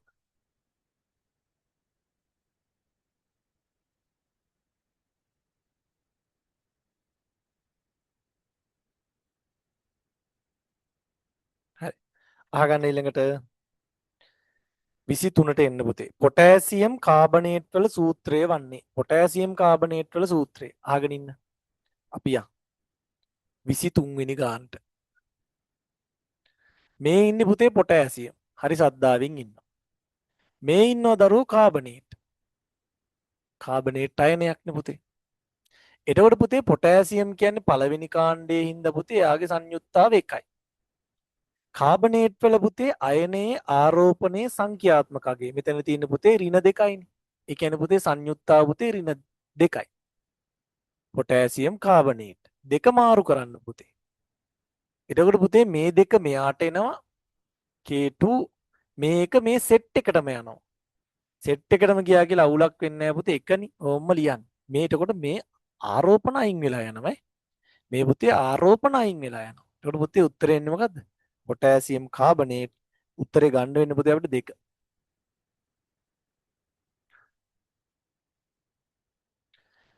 හතර 24 පහත ඒකක අතරින් දෛශික රාශි වන්නේ අම්මෝ හැමදාම කියනවා පුතේ. දෛශික රාශියක් කියන්නේ මොනවාද? අදීශ රාශියක් කියන්නේ මොකක්ද කියන එක මම හැමදාම කියනවා. දෛශික. අනිත් එක පුතේ මොකද්ද? අදීශ. දෛශික කියන්නේ පුතේ මේ දෙන්නටම පුතේ විශාලත්වයක් තියෙනවා. විශාලත්වයක් මෙයාටත් තියෙනවා පුතේ මෙයාටත් විශාලත්වයක් තියෙනවා. හැබැයි පුතේ දෛශික වලට විතරයි පුතේ දිශාවක් තියෙන්නේ. අදීශ වලට පුතේ දිශාවක් නැහැ. අදීශ වලට පුතේ දිශාවක් නැහැ. අදීශ වලට දිශාවක් තියෙනවද දරුවෝ? නැහැ. දෛශික රාශි වලට උදාහරණ මොනවද තියෙන්නේ පුතේ? විස්ථාපනය. විස්ථාපනය. පුතේ ආයෙ මොනවද? ප්‍රවේගය. ප්‍රවේගය. ත්වරණය. ත්වරණය. බලය. බරය. ඊට පස්සේ බර. බර. තේරෙනවද? බර. ගම්ම්‍යතාව. නේද? අදීශ රාශි වලට උදාහරණ මොනවද පුතේ තියෙන්නේ? දුර. වේගය. කාලය. කාලයනේ. කාලය. ඊට පස්සේ මේ ස්කන්ධය. පීඩනය. කාර්ය වගේ ඒවා පුතේ. නේද? මේ ඔක්කොම අදීශ රාශි. තේරෙනවද? අදීශ රාශි. අපි එනවා පුතේ ඊළඟට උත්තරේ මොකක්ද අහන්න? 24ට උත්තරේ. පහත ඒවායින් අතරින් දෛශික රාශි වන්නේ ප්‍රවේගයේ තරණ එක උත්තරේ. දෛශික රාශි විතරයි අහන්නේ පුතේ. මේක දැනගෙන හිටියානම් පුතේ හැමදාම අපි දන්නවා දැන්. එක. දැන් කාලයක් තිස්සේ කියනවනේ ඕක.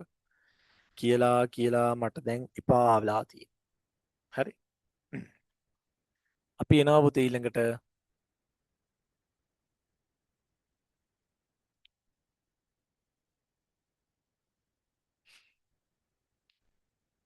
හරි.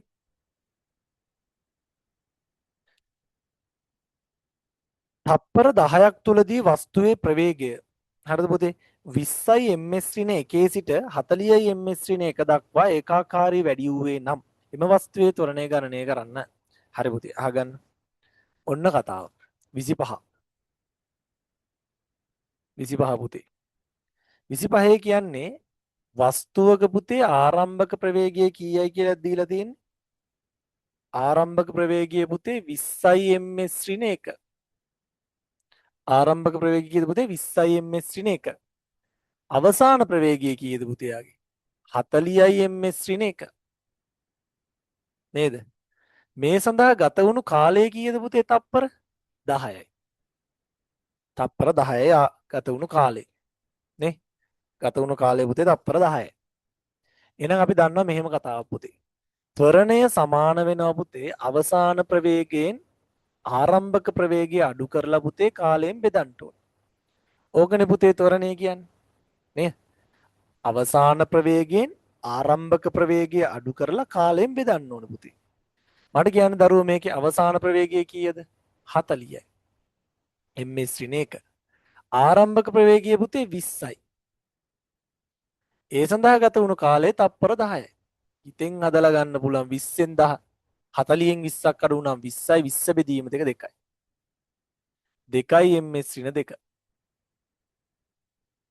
උත්තරේ 2. උත්තරේ 3. 2යි ms ඍණ 2.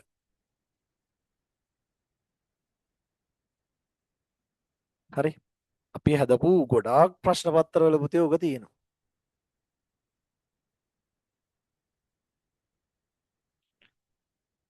හරි. 26 26 26 පුතේ. සල්ෆියුරික් අම්ලයේ සල්ෆියුරික් අම්ලයේ අණුක ස්කන්ධය අපේ අම්මා මේවත් බැරි වුන් ඉරුත් වැඩකුත් H2SO4 මේගොල්ලන්ගේ සාපේක්ෂ පරමාණුක ස්කන්ධ දීලා තියෙනවා. හයිඩ්‍රජන් වල පුතේ 1යි. ඒ වගේ දෙන්නෙක් ඉන්නවා. උත්තරේ 2යි. සල්ප වල පුතේ සාපේක්ෂ පරමාණුක ස්කන්ධය 32යි. ඒ වගේ එක්කෙනෙක් ඉන්නවා 32යි. ඔක්සිජන් වල පුතේ 16යි. ඒ වගේ කී දෙනෙක් ඉන්නවද? 4 දෙනෙක් ඉන්නවා 64යි. ඔක්කොම ගුණ කරාම පුතේ 98යි. 98යි. උත්තරේ 2. උත්තරේ 2. තේරෙනවද? හරි. මේ විදියට පුතේ අර සාමාන්‍යයෙන් දැන් පේපරේ කරද්දී පේපරේ පිළිවෙලකට පුතේ කරන්න පටන් ගන්න මුලින් ඉඳන්. හරි. පේපරේ මුලින් ඉඳන් කරන්න පටන් ගන්න සාමාන්‍යයෙන් දැන් ඒ වෙලාවේ කරේ නැතත් ගෙදර ඇවිල්ලා හරි ආයෙ කරන්න. හරි සුකුරුත්තම් පේපර්නේ තාම දෙන්නේ. තාම දෙන්න ඔයාලට සුකුරුත්තම් පේපර්ම. හරිද? පේපර් ක්ලාස් එක නවත්තලා නෑ පුතේ. ඒකම වටිනවා. ඒකම වටිනවා. හරිද? මට දැන් ඕනේ අර පේපර් එක ලියන කට්ටිය ගාන වැඩි කරගන්න, පේපර් එකට සහභාගී වෙන කට්ටිය ගාන වැඩි කරගන්න, පේපර් එකට ගෙන්න ගන්න. ඒක තමයි බැරි. හැම වෙලාවෙම උන් හිතන් ඉන්නේ තියරි ක්ලාස් එකෙන්ම තමයි මැච් එක ගහගන්න පුළුවන් කියලා. කමන්නේ ඉතින් මම මොනා කරන්නේ? හරිද? මං කොහොමත් කරනවා දිගටම. හරි. අහගන්නද ඊළඟට? ඕන වෙලාවක් ඒ පුතේ ඕන වෙලාවක් එනකොට ටිකක් දුර දිග ගිහිල්ලා වැඩි වගේ වෙයි. ඇයි පුතේ තියරි කරුණු ටික පාඩම් කරගන්න වෙලාවකුත් නැති වෙනවා සමහරක් වෙලාවට. තියරිත් බෑනේ. ඒත් සමහරක් වෙලාවට පේපර් කරලා තියෙද්දි පුතේ මේ බලන්න එකම ප්‍රශ්න ගොඩක් වෙලාවට ආය අහනවා පේපර් වල. තේරෙනවද? දැන් මං ඉස්සරහට දෙන පේපර්ස් පුතේ ආයේ මම්ම හදලා දෙන්නේ. මම්ම හදනවා. කියන්නේ මං ගෙසින් කළාම ප්‍රශ්න පත්‍ර හදනවා. ඉස්සරහට එන පේපර් වල ගොඩක් වෙලාවට ගෙස් කරලා තමයි දෙන්නේ. විභාගෙට එයි කියලා ටාගට් වල තියෙන පේපර්ස්ම තමයි දෙන්නේ. ඊට කලින් අර සිලබස් එක ඉවර කරගන්න ඕනේ 11 පන්තියේ. ඒකට මං හිතනවා 11 පන්තියේ සිලබස් එක මේ එන්න කලින් පේපර් එක අපිට ගොඩ දාගන්න පුළුවන් කියලා. ඒකට අර පොඩි පාඩම් ටිකක් නේ තියෙන්නේ. මේ ආලෝකයේ පාඩම ඉවර වෙච්ච ගමන් තියෙන පුතේ ඊළඟ පොතේ පාඩම් ටික විතරයි. හරිද? ජීවීන් පිළිබඳ විද්‍යාත්මක වර්ගීකරණයක් මුල්වරට හඳුන්වා දුන්නේ. පුතේ ජීවීන් පිළිබඳව විද්‍යාත්මක වර්ගීකරණයක් මුල්වරට හඳුන්වා දුන්නේ කවුද කියලා අහනවා පුතේ. ඇරිස්ටෝටල් කියන එක්කෙනා විද්‍යාත්මක වර්ගීකරණයක් නම් කරේ නැහැ. එයා තමයි කෘතිම වර්ගීකරණය කියා දුන්නේ නේ. ඒකත් විද්‍යාත්මක වර්ගීකරණයක් වගේ තමයි. හරිද? මෙතන පුතේ ගෙගර් මෙන්ඩල් අයින් කරලා දාන්න පුළුවන් පුතේ. ඇයි ඒ? ගෙගර් මෙන්ඩල් අයින් කරන්නේ? ගෙගර් මෙන්ඩල් අයින් කරන්නේ පුතේ එයා මේ එයා කරේ මේවා. මොකද්ද මේ පරම්පරාවෙන් පරම්පරාවට ආවේනික ලක්ෂණ යනවා කියන එක තමයි යාලා කරේ. ඒ කියන්නේ ප්‍රවේණිය හා සම්බන්ධ ඒවා තමයි පුතේ ගිගර් මෙන්ඩල් කරේ. රොබර්ට් හුක් තමයි පුතේ පළවෙනියටම පුතේ සෛලයක් නිරීක්ෂණය කරේ. ඒකට ඇරිස්ටෝටල් හා රොබර්ට් විටේක තමයි පුතේ ඉන්නේ. මෙතන කියලා තියෙන පුතේ විද්‍යාත්මක වර්ගීකරණයක් කියන හින්දා කෘත්‍රිම වර්ගීකරණය විද්‍යාත්මක වර්ගීකරණයක් විදිහට ගන්න නැතුන් ගත්තොත් ඇරිස්ටෝටල් නෙමෙයි උත්තරේ. රොබර්ට් විටේක. එයා තමයි පුතේ හරියට ස්වභාවික වර්ගීකරණ ඉදිරිපත් කරේ. එතකොට විද්‍යාත්මකව ඇරිස්ටෝටල් ඔතන පුතේ දෙක හරි තුන හරි ගත්තර ගමන් නැහැ මොකක්ද ගන්න කියලාද? විද්‍යාත්මක වර්ගීකරණයක් මුල්වරට ඉදිරිපත් රොබර්ට් ෆිටේක කියලා ගමුනේ. විද්‍යාත්මක වර්ගීකරණයක් මුල්වරට පුතේ වර්ගීකරණයක් සාර්ථක වර්ගීකරණයක් කෘතිම වර්ගීකරණයක් ඉදිරිපත් කරේ පුතේ ඇරිස්ටෝටල්. එහෙනම් මුල්වරට කියන කතාවත් එක්ක ඇරිස්ටෝටල් කියලා ගමුනේ. උත්තරේ 3. උත්තරේ 3. 28 මෝටර් රථ තුල ගමන් කරන විට ආසන පටි පැළඳීම අවශ්‍ය වන්නේ තිරිංගේ දූ විට වාහනයක් නැවැත්වීමේදී ඉදිරිපසට විසිවීමෙන් වැළැක්වීමටය. ඉහත ප්‍රකාශයට අදාළ නිව්ටන්ගේ මොන නියමයේද කියලා අහනවා පුතේ. ඔන්න බලන්න පුතේ අංක 1 මේම කතාව. වේගෙන් යන වාහනයක පුතේ සීට් බෙල්ට් එක දාගෙන හිටියේ. නැතත් පුතේ ඔයා ඉන්නව නම් වේගින් යන වාහනයක් ඇතුලේ. ඔයා අනිවාර්යෙන් පුතේ ඒ වේගෙන්ම යන්න ඕනනේ. ඒක මං කියා දීලා දෙනවනේ පුතේ. අනිවාර්යෙන් පුතේ ඒ වේගෙන්ම ඔයා යන්න ඕන. ඔයා ඒ වේගෙන්ම ගියේ නැත්තම් පුතේ නේද? ඔයා ඊටපු තැන ඉන්න බෑනේ. ඔයා වාහනේ යන වේගෙන්ම යන. වාහනේ පැය කිලෝමීටර් 100ක වේගෙන් යනවනම් ඔයාත් දරුවෝ ඒක ඇතුලේ ඉඳන් පැය කිලෝමීටර් 100ක වේගෙන් යනවා. ඇයි මට මහන්සි නැත්තේ එහෙම වෙන්නේ නැති වුණාට ඔයාත් පැය කිලෝමීටර් 100ක වේගෙන් යනවා. ඒ පද්ධතිය ඇතුලේ. එක පාරම් පුතේ ඔයා බ්‍රේක් ගැහුවොත් එහෙම ඔයාගේ පුතේ වාහනයට සම්බන්ධ ඉන්ද්‍රිය කොටස් ටිකක් තියෙනවනේ පුතේ. ඒවා නිශ්චල වුණාට වාහනයත් එක්කම ඔයාලගේ උඩුකය මේ මෙතනින් උඩ කොටස් ටික පුතේ නිශ්චල නැහැ. ඒ හින්දා ඔයාව ඉස්සරහට විසි වෙලා යන්න පුළුවන්. මොකද ඔයා ඒ වේගෙන් ඉස්සරහට යනවනේ. පුතේ ඕ කතාව කියන්නේ මොකද්ද? නිශ්චලතාවයේ පවතින වස්තුවක් බාහිර අසමතුලිත බලයක් යෙදෙන තුරු නිශ්චලතාවයේ තියෙනවා. කිසි ප්‍රශ්නයක් නැහැ නේ පුතේ. දැන් ඔයා බස් එකේ ඉඳගෙන ඉන්නවා පුතේ. හිටගෙන ඉන්නවා. ඔයා නිශ්චලතාවයේ ඉන්නවා. බාහිර අසමතුලිත බලයක් දෙනකම්ම පුතේ ඔයා නිශ්චලතාවයේ ඉන්නවා. හැබැයි බාහිර අසමතුලිත බලයක් දෙන තුරු නිශ්චලතාවයේ ඉන්නවා. ඔයා හිතන්නකෝ ඒකාකාරී ප්‍රවේගයෙන් යන වස්තුවක් චලනය වෙන වස්තුවක්. චලනය වෙන වාහනේ ඇතුළේ ඔයා ඉන්නවා අතල්ලේ. ඔයාට මොකුත් ප්‍රශ්නයක් නැහැ. චලනය වෙනකම්ම පුතේ ඔයා එහෙම ඉන්නවා. හැබැයි පුතේ මොකද වෙන්නේ? බාහිර අසමතුලිත බලයක් එදෙනකම්ම චලනය වෙන වස්තුවේ ඉන්නවා. හැබැයි ඔයා බ්‍රේක් ගහපු ගමන්ම ආපස්සට බලයක් ඇති වෙලා ඔයා මොකද වෙන්නේ පුතේ? වාහනේ නතර වුණාට ඔයාට ඉදිරියට බලයක් එනවා. ඒ බලයක් එන හින්දා ඔයා ඉස්සරහට විසි වෙලා යනවා. එහෙනම් එහෙම කිව්වේ කවුද? නිව්ටන්ගේ පළවෙනි නියමය. නිශ්චලතාවයේ පවතින වස්තුන් බාහිර අසමතුලිත බලයක් යෙදෙන තුරු නිශ්චලතාවයේ තියෙන. ඒකාකාරී ප්‍රවේගයෙන් චලනය වෙන වස්තුන් ඒකාකාරී ප්‍රවේගයෙන්ම චලනය වෙනවා. අසමතුලිත බලයක් යෙදෙනකම්ම. එහෙනම් පුතේ ඔයාලට දැන් තේරෙනවා අනිවාර්යෙන් පුතේ උත්තරේ මොකද්ද? නිව්ටන්ගේ තුන්වන නියමය කියන එක. හරි. ප්‍රතිචාරයක් ඇති කරලීමට සමත් වෙනසක් වීමට පුතේ අනිවාර්යෙන් දන්න උත්තේජයක් නෙවෙයි. කෙල්ලෙක්ව දකින්න. එපා හැමදාම උක් ගන්නවා. කෙල්ලෝ ගන්න එපා. මොකද්ද පුතේ? අම්මා පුතේ චිකන් හදනවා. සුවඳ එනවා. සුවඳ කියන්නේ පුතේ මොකක්ද එතකොට? උත්තේජයක්. උත්තේජයක්. නේද? උත්තේජයකට ඔයා කුස්සියට දුවන ප්‍රතිචාරයක්. තේරෙනවද? අන්න එන පුතේ මොකද්ද? උත්තේජයකට ප්‍රතිචාරයක් දැක්වීමට තරම් මේ ප්‍රතිචාරයක් ඇති කරලීමට සමත් වෙනස් වීමක් හඳුන්වන්නේ පුතේ මොකද්ද? උත්තේජයක්. උත්තේජයක් කියලා හඳුන්වන්නේ. උත්තේජයක්.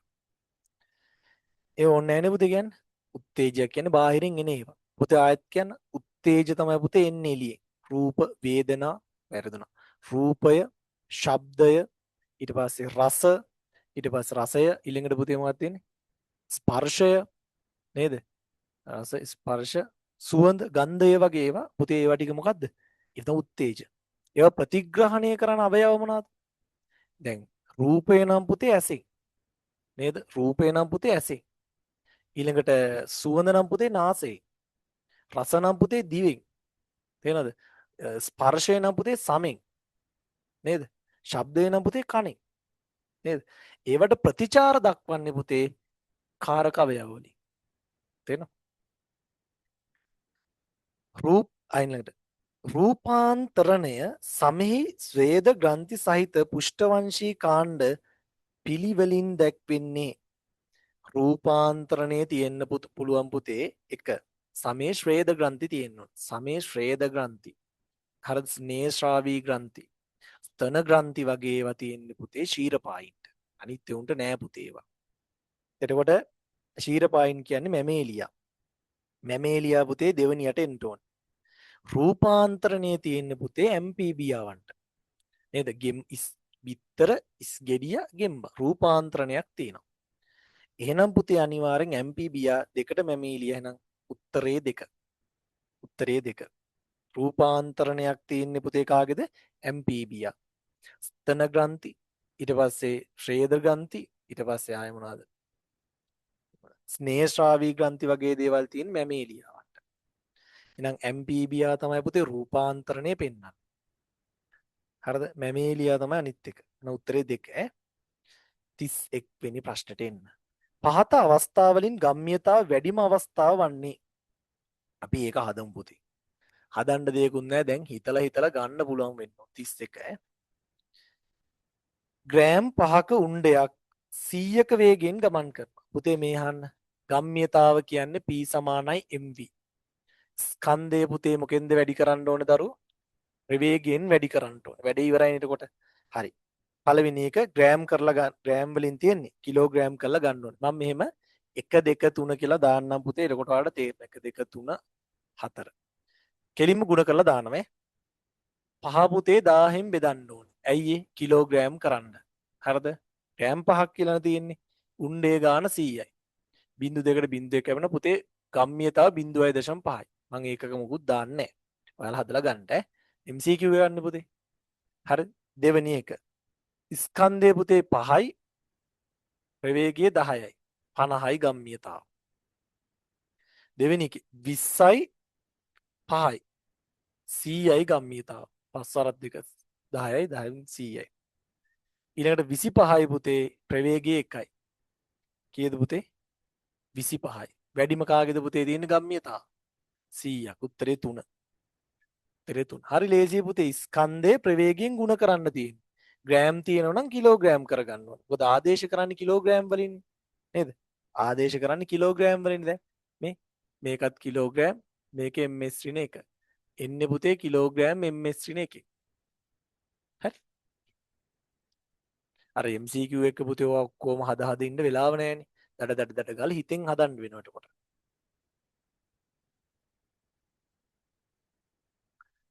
සාපේක්ෂ අණුක ස්කන්ධයේ අවරෝහණ කිව්වොත් එහෙම පුතේ වැඩි එකේ ඉඳන් අඩු එකටද අඩු එකේ ඉඳන් වැඩි එකටද?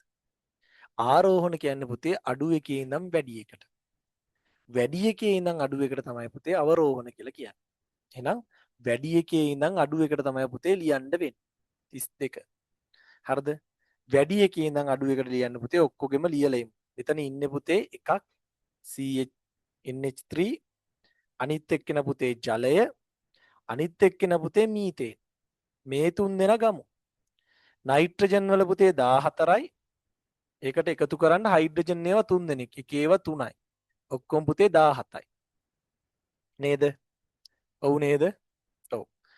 මෙතන හයිඩ්‍රජන් ඒවා එකයි ඒ වගේ දෙන්නයි පුතේ ඔක්සිජන් වල 16යි ඔක්කොම 18යි. කාබන් වල පුතේ ඔතන දීලා තියෙනවනේ කාබන් වල 12යි එකයි හයිඩ්‍රජන් වල ඒ වගේ 4යි ඔක්කොම 16යි. පුතේ මට කියන්න වැඩිම එක්කෙන කවුද? ජලය. ඊට පස්සේ පුතේ කවුද? ඊට පස්සේ පුතේ ඇමෝනියා වල. ඊට පස්සේ කාගේද? මීතේන් වල. ඊපස්සේ මීතේන් වල. එහෙම ගත්තොත් උත්තරේ එන්නේ පුතේ බලන්න. එහෙම ගත්තොත් දරුවෝ උත්තරේ එන්නේ මොකද්ද? එහෙම ගත්තොත් පුතේ උත්තරේ එන්නේ මෙන්න මේකේ ජලය තමයි පුතේ වැඩිම. උත්තරේ එකම එනවනේ. උත්තරේ එකම එනවා. උත්තරේ එකම එනවා.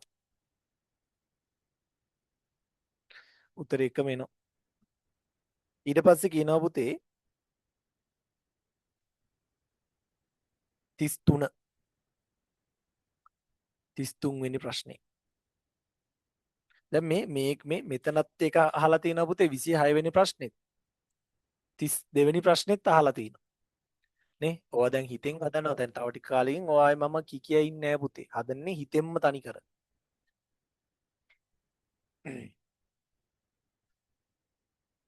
හරි.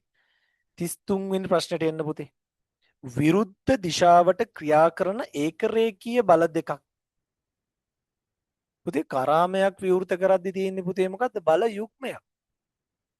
බල යුග්මයක්. ඒකරේඛීය බල දෙකකුත් නෙවෙයි තියෙන්නේ පුතේ ඒකේ. අර බල යුග්මයක් ගැන කිව්වනේ පුතේ. කරාමයක් විවෘත කරනකොට පුතේ තියෙන්නේ මොකද්ද? බල යුග්මයක්. වැරදි පුතේ. බල යුග්මයක් තියෙන්නේ. නේ? බල යුග්මයක් තියෙන්නේ. කරාමයක් ක්‍රියාත්මක කරද්දී බල යුග්මයක් තියෙන්නේ. මාළු දෙලක් ඇදීමේ. හරිනේ පුතේ. මාළු දෙලක් එක පැත්තකට අදිනවා අනිත් පැත්තටත් අදිනවා. ඒක රේඛීයයි. දෙපැත්තටම අදිනවනේ. එක පැත්තකටත් මෙහෙටත් අදිනවා මෙහෙටත් අදිනවා. මෙහෙටත් අදිනවා මෙහෙටත් අදිනවා. නේද? එහෙනම් දෙපැත්තටම අදිනවා පුතේ අනිවාර්යෙන්. එහෙනම් මොකක්ද එතන තියෙන්නේ? බල යුග්මයක්. මොකක්ද තියෙන්නේ පුතේ? බල යුග්මයක්. ඒක රේඛීය බල දෙකක්. විශ්ව විකාරය. පුතේ බල ඒක රේඛීය. දෙපැත්තෙන් අදින්න පුතේ. දෙපැත්ත එක පැත්තකට අදිනවා පුතේ. මාළු දෙලක් අදිද්දි එක පැත්තකට අදිනවා. මාළු දෙල දෙපැත්තට අදිනවා. ඇයි මාළු අනිත් එකේ අදින්නේ? අනිත් පැත්තෙන් අර මූදට මාළු අදිනවා. මූදට මාළු අදිනවා අරු වරහෙට අදිනවා. එහෙම නෙවෙයිනේ පුතේ. ඇත්තට මේක රේඛීය මොකද්ද මේ කියන්නේ? ඒක රේඛීය බලය දෙන අවස්ථාවක් විරුද්ධ දිශාවලට. ඒකත් මාළු දලත් පුතේ එක පැත්තකට නෑදන් යන්නේ. එක පැත්තකටම නෑදන් යන්නේ. එතකොට ඉතින් ඒක රේඛීය බලයක් විරුද්ධව කියා කරනවද? නේ? තේන? නේ? බොරු කරන්න එපා. තේන? හරි. දෙදෙනෙක් මෝටර රථයක් තල්ලු කිරීම. ඒත් පුතේ එක පැත්තකටම තල්ලු කරන්නේ. විරුද්ධ දිශාවලට තල්ලු කරනවා. එහෙම වෙනවා පුතේ. මොකද්ද? එකෙක් පිටිපස්සෙන් තල්ලු කරනවා ඉස්සරහින් යමින තව එකෙක් පිටිපස්සට තල්ලු කරනවා. එහෙම වෙන්නේ නැහැ නේ පුතේ. දෙන්නම එකම පැත්තකට තල්ලු කරනවා. කබා දිනකොට. කබා දිනවා කියන්නේ පුතේ අනිවාර්යෙන් එක සෙට් එකක් එක පැත්තකට අදිනවා. අනිත් සෙට් එක අනිත් පැත්තට අදිනවා. එක සෙට් එකක් එක පැත්තකට අදිනවා. අනිත් එක අනිත් පැත්තට අදිනවා. එහෙම නියන්නේ පුතේ. ඒතකොට දෙපැත්තට විරුද්ධ දිශාවලට ඒක රේඛීයව ක්‍රියා කරන බල දෙකක්. නේ? කබා දිනවා තමයි උත්තරේ. කබා දිනවා තමයි උත්තරේ. හරි? කබා දිනවා තමයි උත්තරේ ඉන්නේ. කබා දිනවා කියන්නේ පුතේ දෙපැත්තට විරුද්ධ දිශාවලට ක්‍රියා කරන එක. හරි? 34 පුතේ 34 අන්ත මොකද්ද පුතේ මේ ජලාණු අතර තියෙන්නේ? මම ඒවා කියා දීලත් තියෙනවා. මේ ජලාණුවක් ගත්තොත් පුතේ මතක තියාගන්න මේ දෙන්නගේ විද්‍යුත් ඍණතා වෙනසක් තිබ්බොත් මතක තියාගන්න. මේ දෙන්න අතර විද්‍යුත් ඍණතා වෙනසක් තිබ්බොත් විද්‍යුත් ඍණතාවය අඩු කෙනාට චූටි ධන ආරෝපණයක් එනවා. විද්‍යුත් ඍණතාවය වැඩි කෙනාට චූටි ඍණ ආරෝපණයක් එනවා. තේරෙනවද? ඒකට අනිත් පරමාණුවටත් ඕ විදිහටම පුතේ එනවා. ඒකනේ කතාව පුතේ. ඒවට අපි කියනවා පුතේ මොකද්ද? චූටි ද්‍රවීයතාවක් පේරණය වෙනවා කියලා කියනවා. චූටි ද්‍රවීයතාවක් පේරණය වෙනවා. එතකොට පුතේ ඊට පස්සේ මෙයාට පුළුවන් චුට්ටක් මෙන්න මේ තියෙන ඍණාරෝපණයක් ඇවිල්ලා තියෙන හින්දා ඍණ ගතියක් තියෙන හින්දා මේ ධන ගතියක් තියෙන උංග පොඩ්ඩක් ඇදලා ගන්න උගේ පැත්තට. අපි මේ බන්ධන වලට කියනවා අන්තර් අණුක බන්ධන නැත්තම් ආකර්ෂණ බන්ධන. අන්තර් අණුක ආකර්ෂණ බල නැත්තම් අන්තර් අණුක බන්ධන කියලා කියනවා. අන්තර් අණුක බන්ධන නැත්තම් අන්තර් අණුක ආකර්ෂණ බල. හරිද? එහෙනම් පුතේ මේ මොනවද තියෙන්නේ? අන්තර් අණුක ආකර්ෂණ බල. හොඳට මතක තියාගන්න ඕනේ කතාවක් තියෙනවා පුතේ. මේ ප්‍රශ්නේදී අන්තර් අණුක ආකර්ෂණ බන්ධන වෙනුවට පුතේ මේ හරිය තිබ්බොත් පුතේ H බන්ධන කියලා ඒකත් හරි. දැන් මෙතන තියෙන්නේ පුතේ හයිඩ්‍රජන් බන්ධනයක් නේ. හයිඩ්‍රජන් බන්ධනයක්. ඔයා හිතන්නකෝ පුතේ හයිඩ්‍රජන් එක්ක O සම්බන්ධ වෙලා තියෙද්දි. හයිඩ්‍රජන් එක්ක N සම්බන්ධ වෙලා තියෙද්දි. හයිඩ්‍රජන් එක්ක F සම්බන්ධ වෙලා තියෙද්දි. මේ අවස්ථා තුනේදීම පුතේ මතක තියාගන්න අපි ඒවට විශේෂ නමක් කියනවා හයිඩ්‍රජන් බන්ධන කියලා. මේ බලන්න ඔක්සිජන් එක්ක හයිඩ්‍රජන්. එහෙනම් පුතේ ඒකට කියන්න පුළුවන් ඕන්න H බන්ධන කියලාත් H බන්ධන කියලාත් කියන්න පුළුවන්. තේරුණාද? හරි. එහෙනම් පුතේ මේකේ X කියලා කියන්නේ අන්තරණුක ආකර්ෂණ බල නැත්තම් හයිඩ්‍රජන් බන්ධන. මොකද ඔක්සිජන් හා හයිඩ්‍රජන් අතර ඇති වෙලා තියෙන හයිඩ්‍රජන් බන්ධන. දැන් ගොන් තර්ක දාන්න එපා. ඒකට මෙතන මේකත් හයිඩ්‍රජන් බන්ධන. නෑ මං කියවනේ අණු අතර ඇති වෙන්න ඕන. අන්තරණුක ආකර්ෂණ බල ඇති වෙන්නේ පුතේ අණු අතර. අණුවක් ඇතුලේ නෙවෙයි. අණුවක් ඇතුලේ ඇති වෙන්නේ පුතේ එක්ක සහසංජ බන්ධන නැත්තම් අයනික බන්ධන. හරි? 35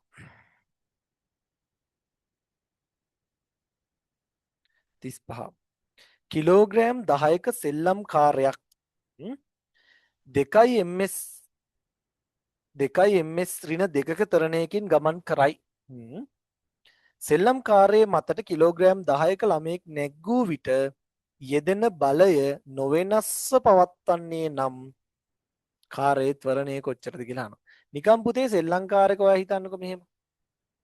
පුතේ මේ සෙල්ලංකාරක සාමාන්‍ය විදියට ගත්තොත් ත්වරණය වෙනවලු පුතේ 2 ms ඍණ 2කින්. සාමාන්‍ය එකේ බර කීයද පුතේ? කිලෝග්‍රෑම් 10යි. තේරුණාද මං කියන දේ පුතේ? හරි. එහෙනම් පුතේ දැන් නිකන් යද්දි බලය හොයමුකෝ අපි. F සමානයි ma දානවා. දැන් කිලෝග්‍රෑම් 10යි පුතේ ස්කන්ධය ත්වරණය 2 ms ඍණ 2. පුතේ ඔයාලට තේරෙනවා නිව්ටන් 20යි. ඒ කියන්නේ පුතේ දැන් දීලා තියෙන බලය කීයද පුතේ? නිව්ටන් 20යි. දැන් බලය වෙනස් කරන්න නැතුම් පුතේ මෙන්න මේ සෙල්ලංකාරයකට මිනිස්සෙකුත් නග්ගනවලු. ඌත් 10යිලු. එහෙනම් මට කියන්න පුතේ සෙල්ලංකාරකයේ බර දැන් කීයද? 10යි. මිනිස්සයාගේ බර කීයද පුතේ? 10යි. ඔක්කොම පුතේ කීයද දැන්? සමස්ත පද්ධතියේම බර පුතේ කිලෝග්‍රෑම් 20යි. දෙන්නේ පුතේ අර බලයම තමයිලු. බලය කීයද පුතේ? නිව්ටන් 20ම තමයිලු. තාමත් දෙන්නේ පුතේ නිව්ටන් 20ම තමයිලු. ඒ නිව්ටන් 20මයි දෙන්නේ කිලෝග්‍රෑම්. දැන් බර වැඩි වෙලා. දැන් අහනවා පුතේ අපෙන් ත්වරණය කීයද කියලා. ආයෙත් දාන්න F සමානයි ma. බලය පුතේ නිව්ටන් 20යි කියලා අපි දන්නවා. ස්කන්ධය පුතේ කිලෝග්‍රෑම් 20යි කියලා දන්නවා. ත්වරණය අහන්න. එතකොට පුතේ 20 මේ පැත්තට ගේන්න ඕනේ පුතේ. 20 බෙදීම 20 කියන්නේ 1යි. ත්වරණය කීයද පුතේ? 1යි. ත්වරණය කීයද දරුවෝ? 1යි. හරි? මොකද වෙලා තියෙන්නේ පුතේ? බර වැඩි වෙනකොට මේ බලන්න. ස්කන්ධය වැඩි වෙනකොට ත්වරණය අඩු වෙලා තියෙනවා. කලින් ත්වරණය 2යි මේ. දැන් ස්කන්ධය වැඩි වෙලා තියෙනවා. එකම බලය යොදලා තියෙනවා. බලය එකටම යෙදුවොත් එකම බලය යෙදුවත් පුතේ ත්වරණය මොකද වෙලා තියෙන්නේ? අඩු වෙලා තියෙනවා.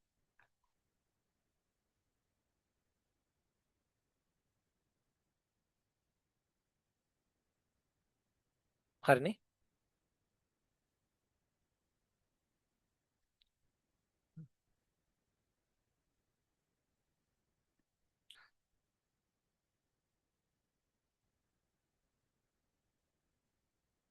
තිස් හයට එන්න පුතේ. 36 වෙනි ගානට. 36. 36. හරි. 36 කියන්නේ පුතේ මේ තියෙන මූලද්‍රව්‍ය පුතේ. මේකේ තියෙන මේ 6යි 12යි කියලා දීලා තියෙනවා. දැන් ඔයාලා දන්නවා පුතේ මේවායි කියන්න දෙයක්වත් නැහැ. මේ 6 කියන්නේ මොකද්ද? හැමදාම කියන පරමාණුක ක්‍රමාංකය. පරමාණුක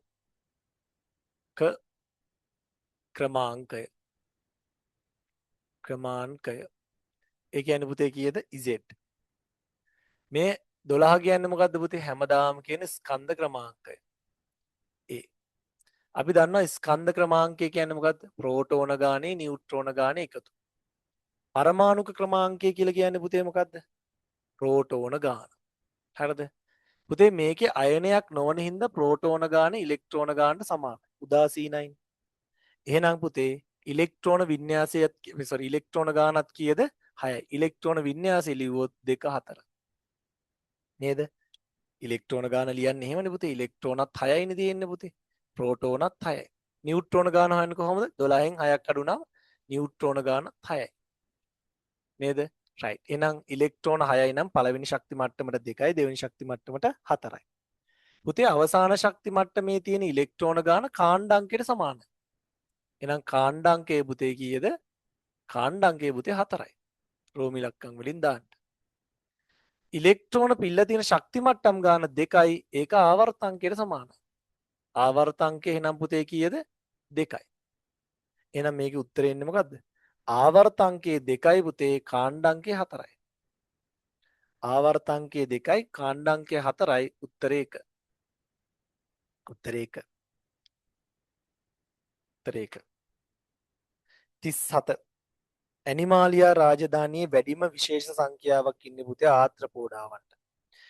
විශේෂ සංඛ්‍යාව වැඩිම පුතේ ආත්‍රපෝඩාවන්. මතක තියාගන්න විශේෂ සංඛ්‍යාව වැඩිම ආත්‍රපෝඩාවන්ගේ සතුන් සංඛ්‍යාව වැඩි නෙමටෝඩාවන්. එහෙම එකෙක් උඹලට උගන්වන්නේ නැහැ උසස් පෙළට ගියාම උගන්වන්නේ. හොඳට මතක තියාගන්න මෙන්න මේක නම් කරලා තියෙනවා. ලියා ගන්න ඕන ලියා ගන්න. හරිද? එක මතක තියාගන්න ඕන කාරණාව වැඩිම විශේෂ සංඛ්‍යාවක් ඉන්නේ පුතේ ආත්‍රපෝඩාවන්. ආත්‍රපෝඩාවන් තමයි වැඩිම විශේෂ සංඛ්‍යාවක් ඉන්නේ. වැඩිම ජීවීන් සංඛ්‍යාවක් ඉන්නේ පුතේ නෙමටෝඩාවන්ගේ. මතක තියාගන්න. හරිද? එතකොට මේකේ ආත්‍රපෝඩාවක් ඉන්නේ 3 පුතේ. ගෝනුස්සනි ආත්‍රපෝඩා. කමන්නේ බලමුකෝ. ඒ කියන්නේ පුතේ කවුද? මේ ස්ටාවිස් කෙනෙක් ඉන්නේ. තාරකා මාළුවෙක්. ඒ කියන්නේ පුතේ මොකද්ද මෝ? උට පසගිල්ල කියන්නේ. පසගිල්ලෙක් ඉන්නේ. මොකද 1.9 දෙක පුතේ ඉන්නේ ගැඩවිල්ලෙක්. ගැඩවිල්ල අයිති වෙන්නේ ඇනලීඩාවන්ට. 3 ගෝනුස්සා අයිති වෙන්නේ ආත්‍රපෝඩාවන්ට. 4 මුහුදු මල අපි අයිති වෙන්නේ පුතේ මොකද්ද? නිඩාරියාවන්ට. 38ට එන්න. දැන් උත්තරේ 3 37ට 3. 37ට 3. අලෝහ මූලද්‍රව්‍යයක ලක්ෂණ කිහිපයක් පහත දැක්වේ පුතේ. අලෝහ මූලද්‍රව්‍යයක ලක්ෂණ කිහිපයක් තියෙනවලු පුතේ. එක බහුරූපී ආකාරයක් ඇත. දැන් ඔයාලට ඔළුවට එනවා ටංගාල අම්මට සිටිනවා කාබන්. ඇයි බහුරූපී ආකාර තිබ්බනේ අතත් කතා කරන්නේ? වැඩේ හරි.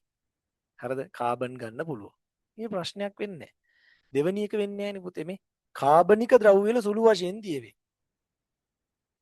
ඒකෙන් මුකුත් හිතා ගන්න බැරි වුණාට නිල් දැල්ලක් සහිතව දහණය වෙන්නේ පුතේ සල්ෆර්.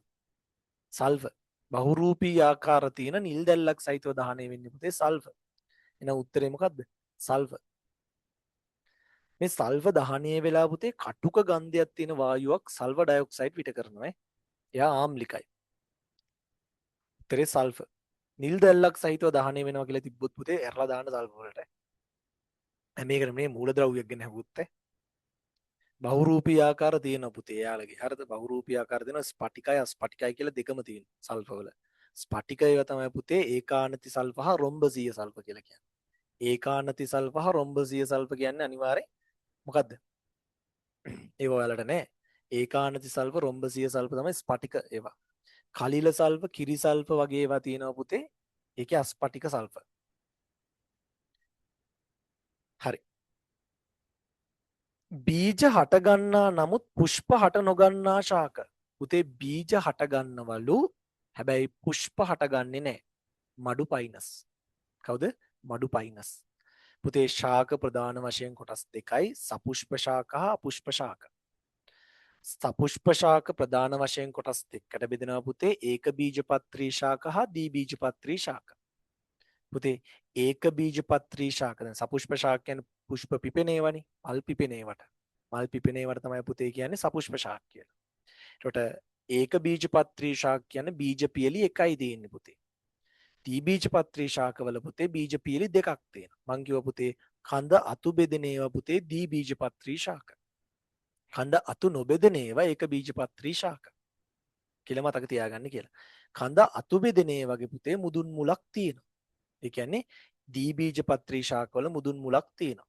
ඒක බීජපත්‍රී ශාකවල මුදුන් මුල් නැහැ, තන්තු මූල පද්ධතියක් තියෙනවා. තේනවද?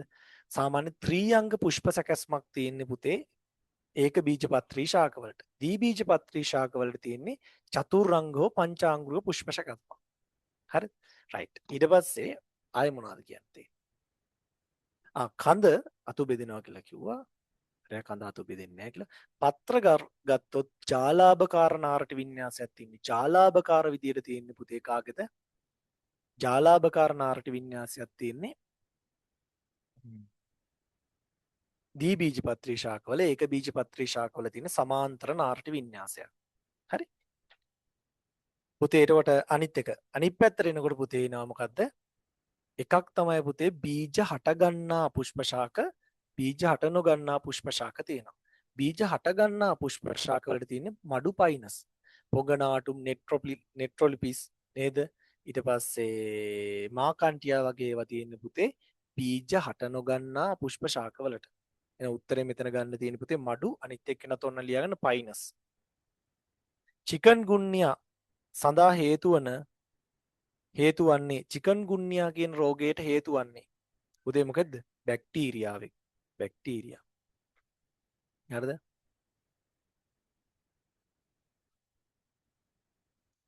චිකන් ගුන්නියාට හේතු වෙන්නේ පුතේ බැක්ටීරියා.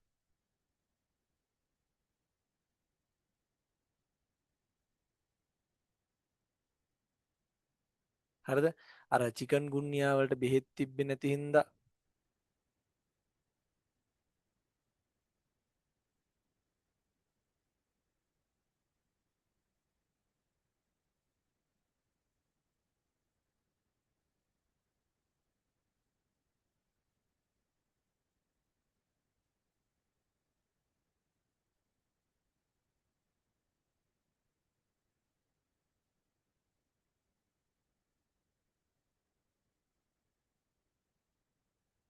හරි අන්තිම එක චිකන් ගුන්නියා රෝගයට චිකන් ගුන්නිය සඳහා හේතු වන්නේ මොකද්ද පුතේ?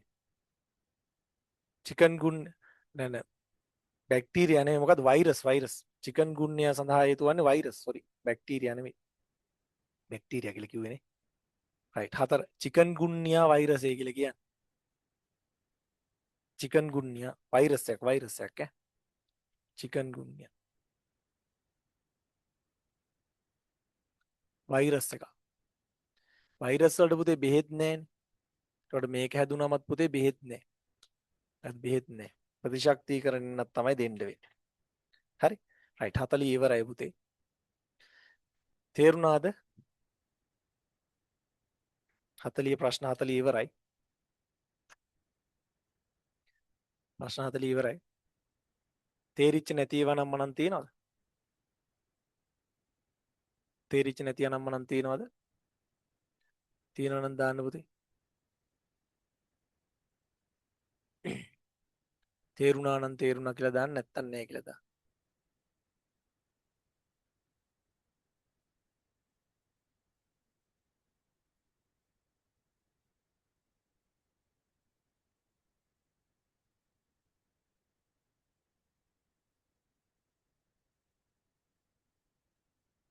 හරි. එහෙනම් අපි ඉවර කරමු ඈ.